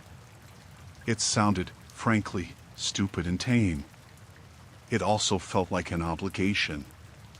We slipped into the night wearing slippers, the porch light a small island behind us. The air smelt of cut grass and something sweeter, jasmine in the neighbor's yard. The clock face on the church 2 blocks over read 2:57. We crouched behind an overturned potted plant and waited. Our breath fogged. At 3 o'clock, like a cue, his door opened. Caldwell moved the same way I'd seen in daylight, slowly, as if he were careful of his joints, but the bags were terrible in the way they sagged. He didn't toss them into a bin or place them for pickup. He hauled them to the curb and, after a moment, opened one. I should have looked away. Curiosity is a small animal with sharp teeth. I leaned forward until a cold spray of asphalt pressed at my knees. Inside, stacked and folded with an absurd domestic neatness, was a child's jacket, pink, tiny, with a cartoon fox and a bundle of photographs tied with twine. He set the jacket aside, reached for the twine, and untied the bundle with fingers that did not tremble. My breath got thin. I saw, before I realized I'd seen them, a photograph, the same child I'd seen at the park last summer, the small boy from the cul-de-sac with cheeks like dough, smiling at a sprinkler. Another photo showed an adult woman in a red coat, hands in her pockets, standing at the library bus stop. They were not arranged as macabre trophies, twisted for display. They were folded and stacked like someone putting away laundry. Caldwell peered at each one like a man checking a list. God, Jenna whispered. He hummed to himself and then zipped the bag closed, the zipper wiping across shadows. He lifted the second bag with a grunt and dragged it to the curb in the same small, methodical steps. This time I saw the outline through the plastic, something long and clumped, darker than fabric. He shifted it awkwardly as if balancing the weight by the way a butcher balances meat. He dragged both bags further down, toward the storm drain at the corner. That's not garbage, I breathed. We followed, hearts loud and clumsy. He moved slowly enough that we kept a safe distance but close enough to see the shake of his shoulders as he hauled them. He reached the drain, looked about, and without shame, without a quiver, he fed the zippered mouth of the first bag into the grate. It resisted, then slid like a weight into ribs. The second bag went in the same way. He pressed his shoulder against the grate as if to push the bags through. One slipped, snagged, and there was a soft wood sound under the clank of metal. He straightened, stood for a beat, and then walked back to his house humming the same tuneless note. He locked his door and, for a second, I could have sworn he wiped his hands on his jacket like he'd done a chore. We did not speak. We turned and ran the 3 blocks home with shoes slapping on pavement, the image of his hands wrapped around the plastic repeating in my head like a slapped film loop. I locked the door, woke Jenna's parents, and then, because panic finds certainty in procedure, I called the non-emergency number. They came out in 2 police cruisers. Officer Patel was a young woman whose ponytail hopped as she ran. She listened to our breathless story with a face that moved from professional disbelief into something colder, practical. She took notes. She asked for descriptions. She asked if we could show her where the train was. We led them in our slippers. At the corner the storm grate sagged, and the night air smelled suddenly sour, like old fruit. Patel frowned, radio in her hand, and then she crouched and pried at the grate with a gloved hand. It wouldn't budge at first. She worked until she had a lever and, with a brute tug, the rusted metal gave. A face as ordinary as a mailbox tube opened beneath. We all smelled it then: iron, the wetness of cloth left in rain. Patel radioed it in and I felt the world tilt. They called for backup. Neighbors drifted to porches blinking into the night. Someone switched a light on, then another. Caldwell's porch light clicked and shone like an accusation. They hauled the first bag out. It was heavy in a way that makes your knees go soft. The zipper was wet. Inside were shoes, small shoes, and a folded jacket with a cartoon fox.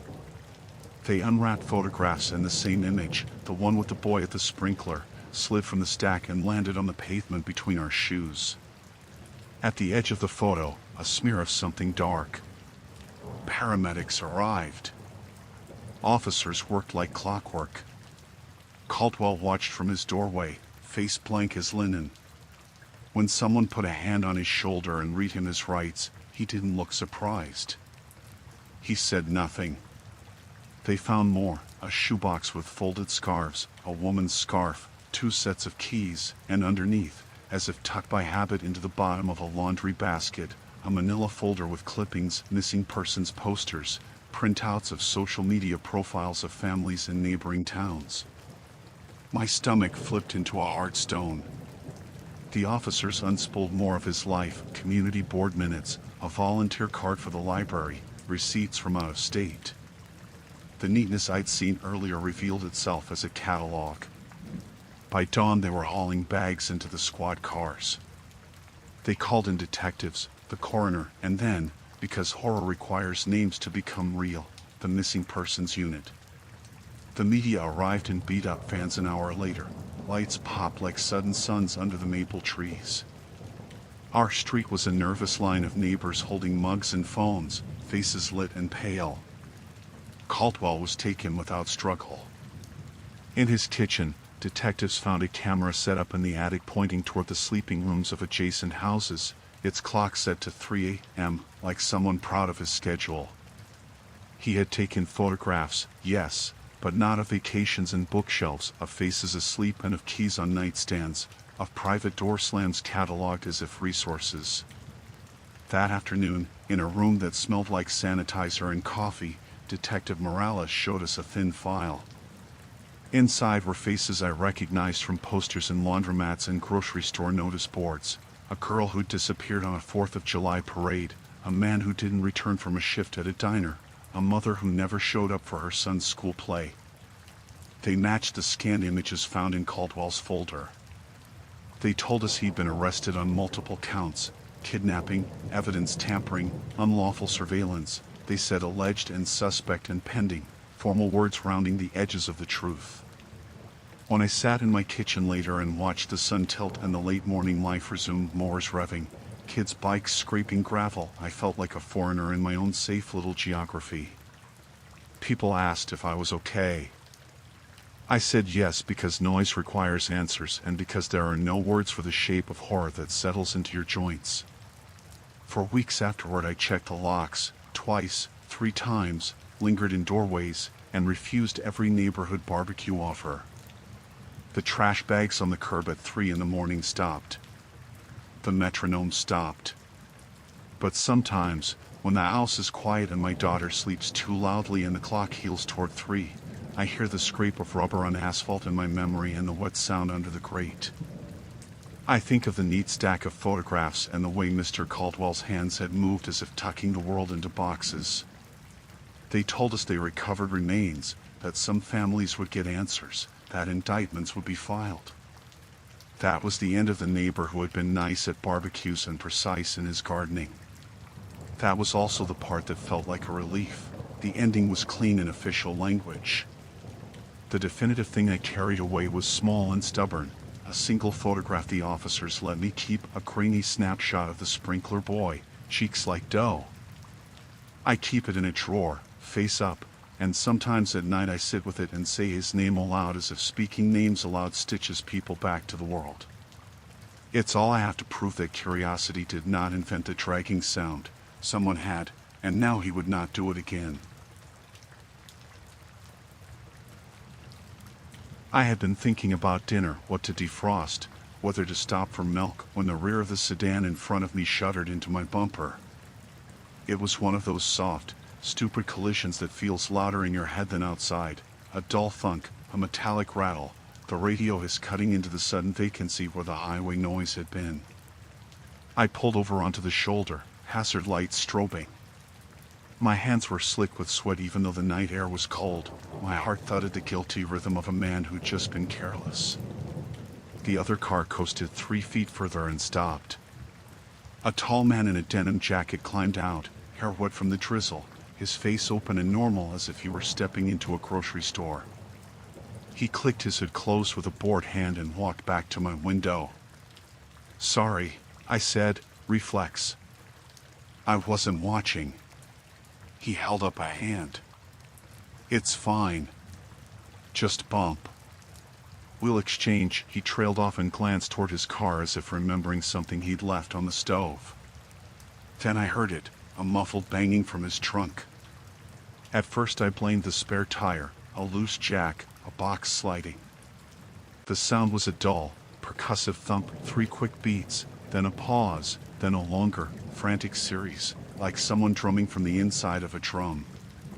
The hairs along my forearms prickled. Rain ticked on the roof of my car and the night smelled of wet tar and coal brakes. He stiffened. "That's just," he began, and then cut the sentence off, as if the right words had been swallowed. He walked to the back of his car and popped the trunk. The lid opened on a dark mouth. Rainlight washed the chrome of the latch. For a second nothing visible moved, and I thought the banging had been my imagination until the sound came again, louder, closer, accompanied by a muffled voice. "Help, please." It was garbled, raw. It was a child's voice. My vision narrowed to the zipper of an inside coat, the white knuckles at the edge of canvas. The man leaned in, his face unreadable. He turned back at me with the smooth, practiced calm of someone who had rehearsed apology lines. "Old radio," he said. "My cousin, he hides the speakers when they get knocked around. Sorry about the noise. Just a storage thing." My mouth closed around a rationalization. People stashed things in trunks. People transported noisy equipment. But the voice, so small, so frightened, gnawed at the inside of my skull. I remembered a news piece about kids abducted and locked in cars, how the most dangerous crimes are the ones that look ordinary until they don't. Should we call?" I started. He snapped his head up so fast I missed the movement the first time.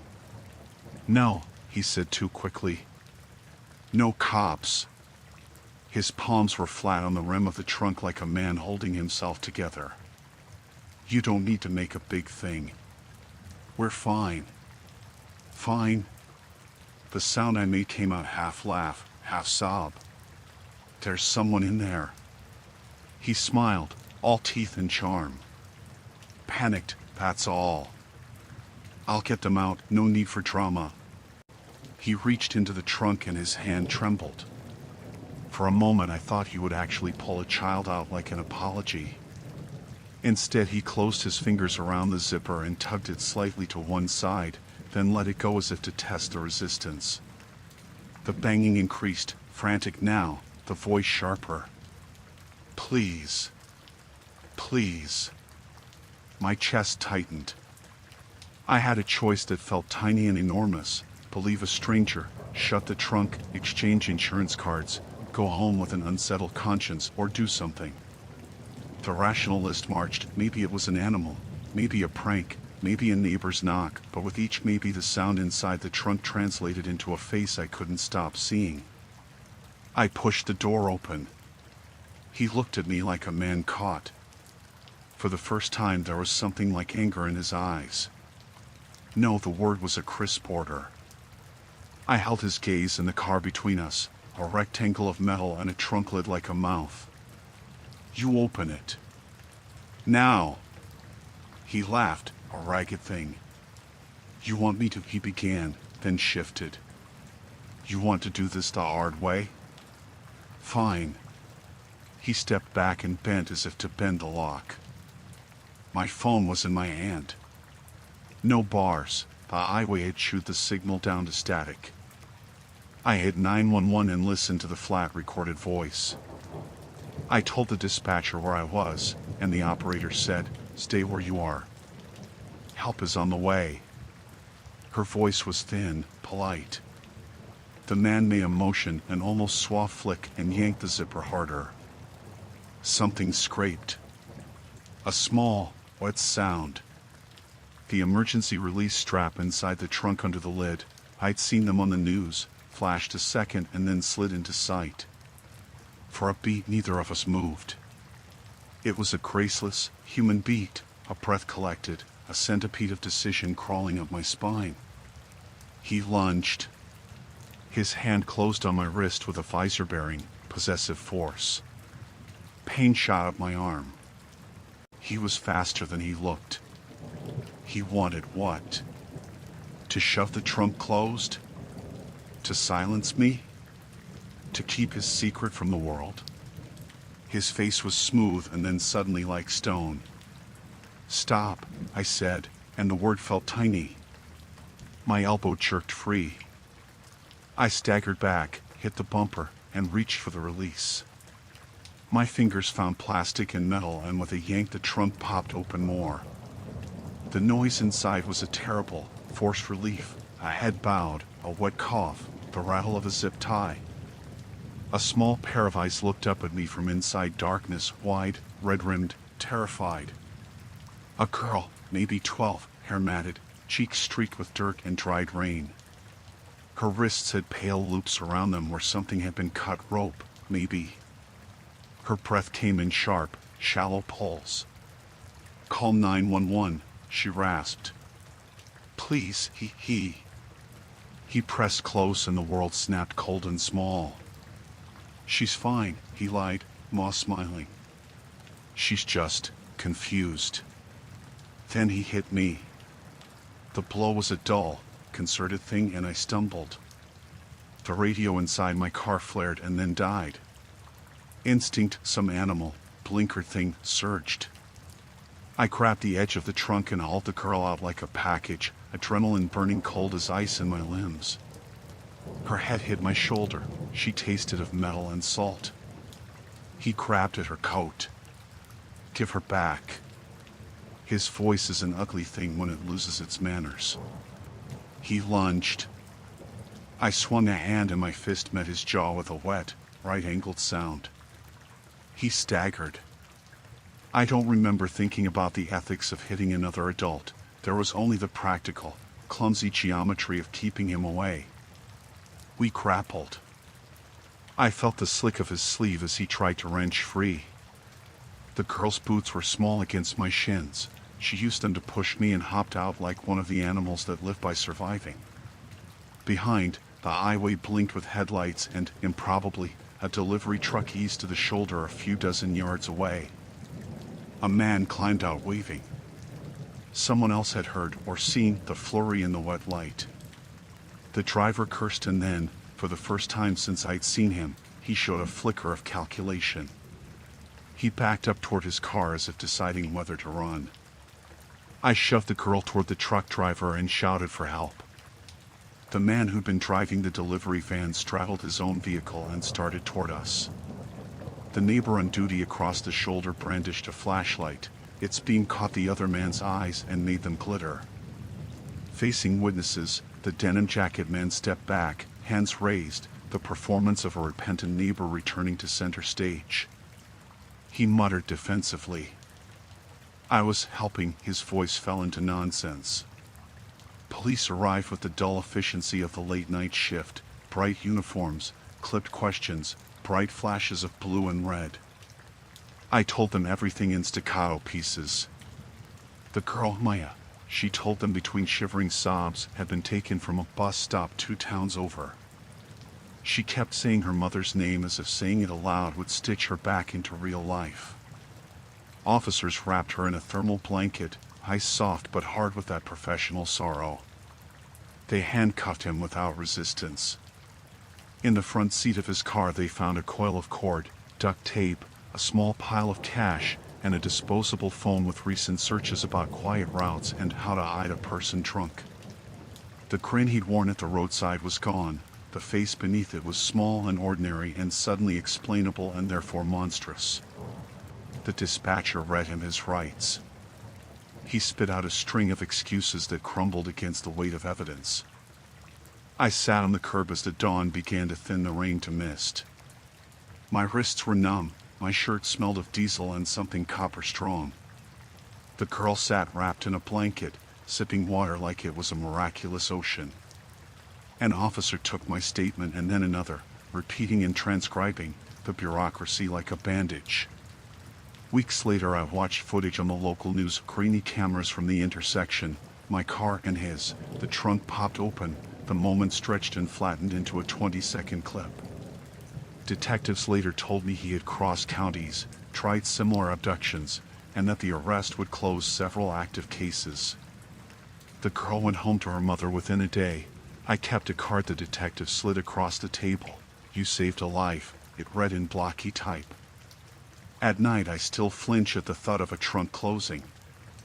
I replay the banging in my head and wince at how near complicit I had been in every rational explanation I offered myself. But the finality of it is exact. I hit my brakes, I got out, I heard a sound, I opened the lid. The end is clean and terrible. A child was trapped in darkness and now she is not.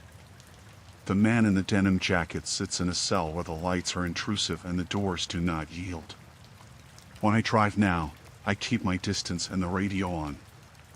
I lock my doors. I look for the small things, the way someone's hand rests on a trunk, a tightened jaw, an unnatural smile, and I do not let myself paper over the noise. The kid's voice in the trunk is lodged under my ribs like a foul. If I hear it again, I will not pretend.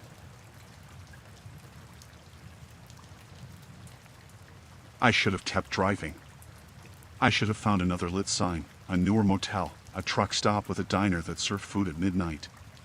Instead, I followed the tired neon that promised a bed, vacancy pulsing like a heartbeat at the edge of the highway. The rain had stopped in a soft, oily hush. My windshield smelled of road and coolant.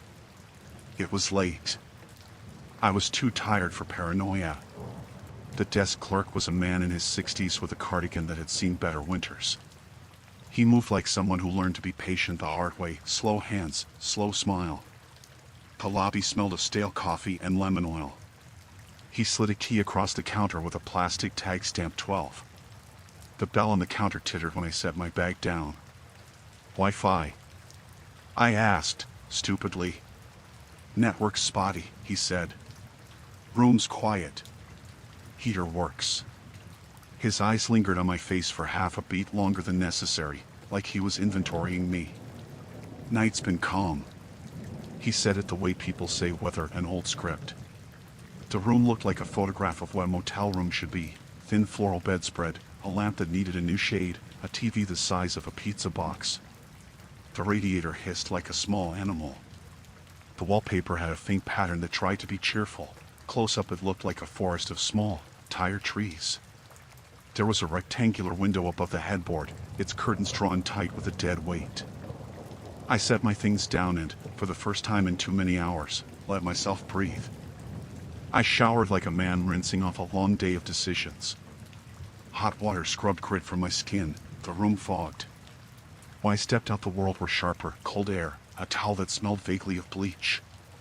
I made coffee in the little pot on the counter and watched the TV until my eyes stung.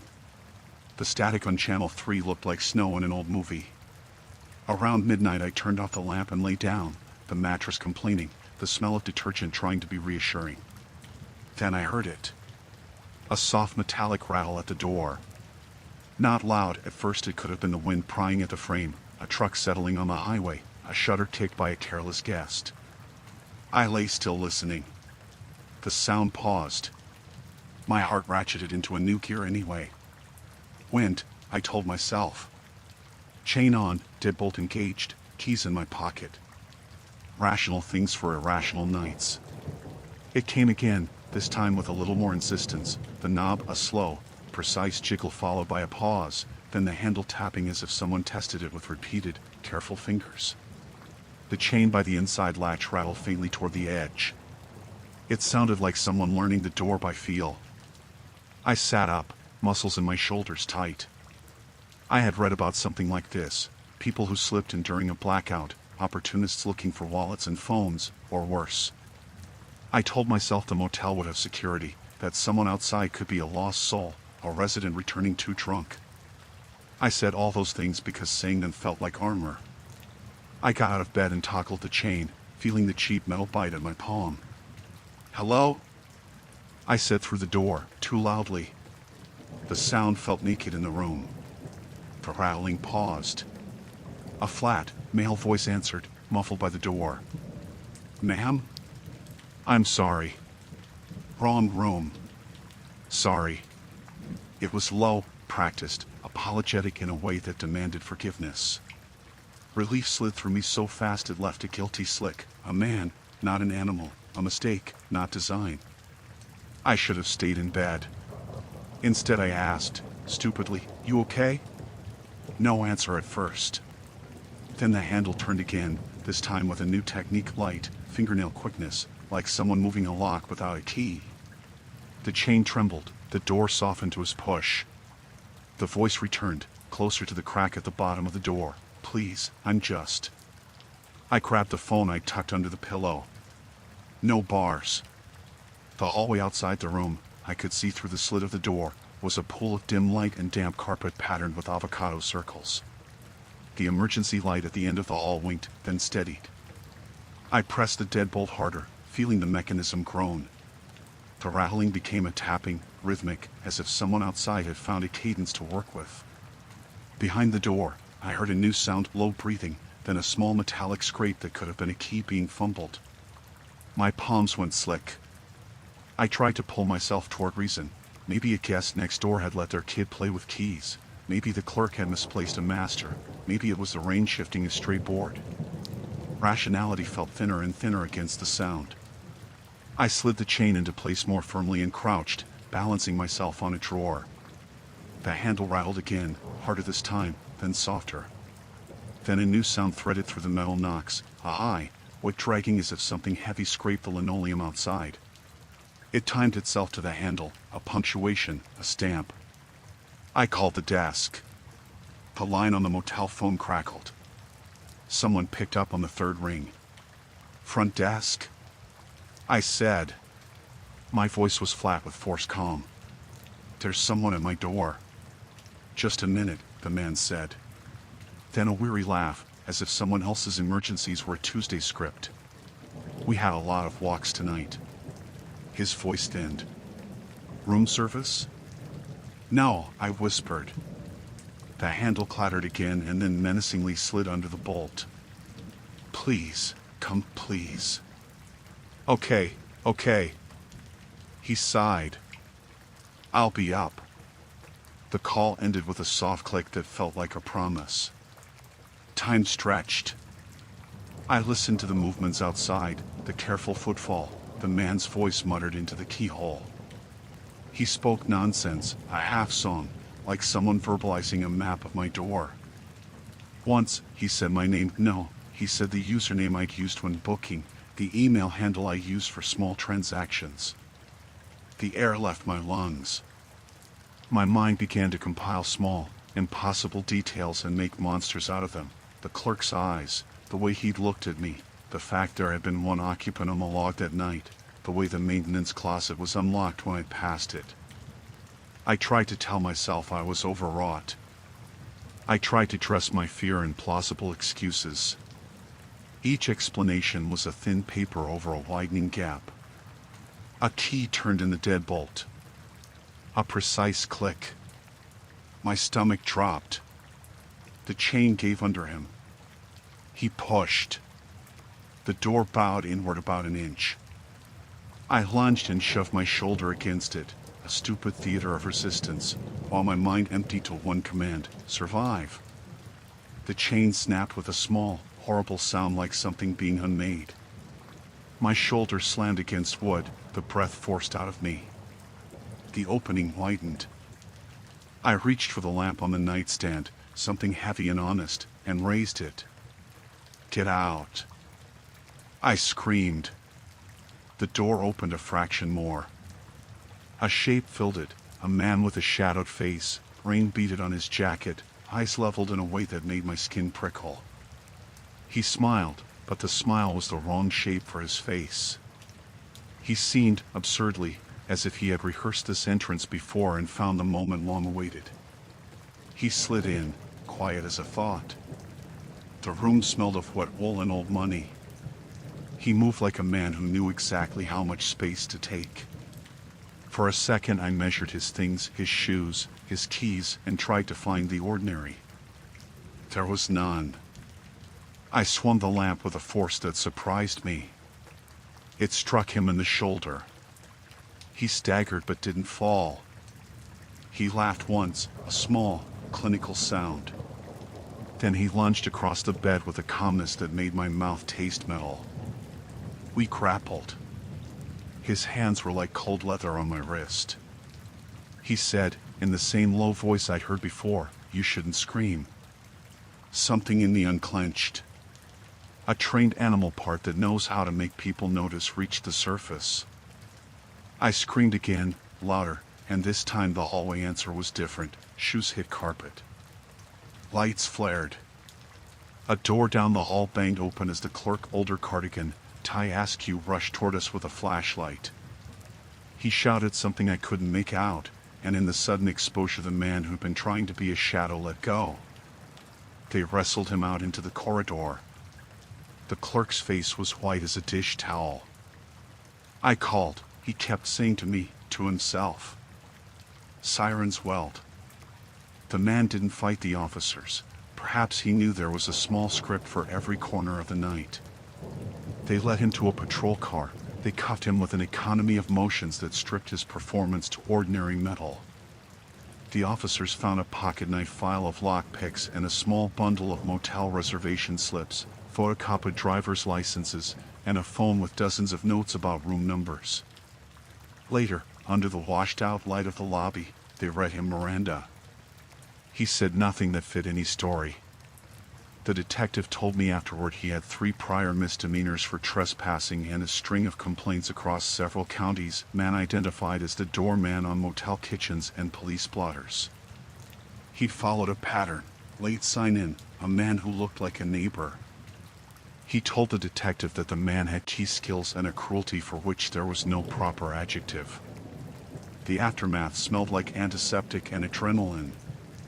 I learned that the clerk had not been idle. He'd been on the phone between rooms, his voice low and frantic. He'd had a key cut once for an emergency. The man had taken advantage. The motel upgraded locks the next day. The detective handed me a paper to sign. I trembled while my name inked itself into bureaucracy that felt like glue. I didn't sleep for 2 days. When I finally fell into an exhausted, jumpy sleep in my own apartment, I dreamed the motel's neon blinked under my eyelids and the latch rattled in the dark. The man went to jail, the locks were changed, the clerk cried in the back office when he realized his error. Those are facts, and they are the ending. A man who rattled doors and found excuses was finally set behind bars. But endings do not always repair what fear takes. Sometimes you wake in the dark and your hands curl involuntarily around your bedside lamp as if you might have to swing it again. I keep my phone by my hand now, and I always check the chain before I sleep. When a door handle clicks in the night, I do not let myself play the small games of rationalization. I move.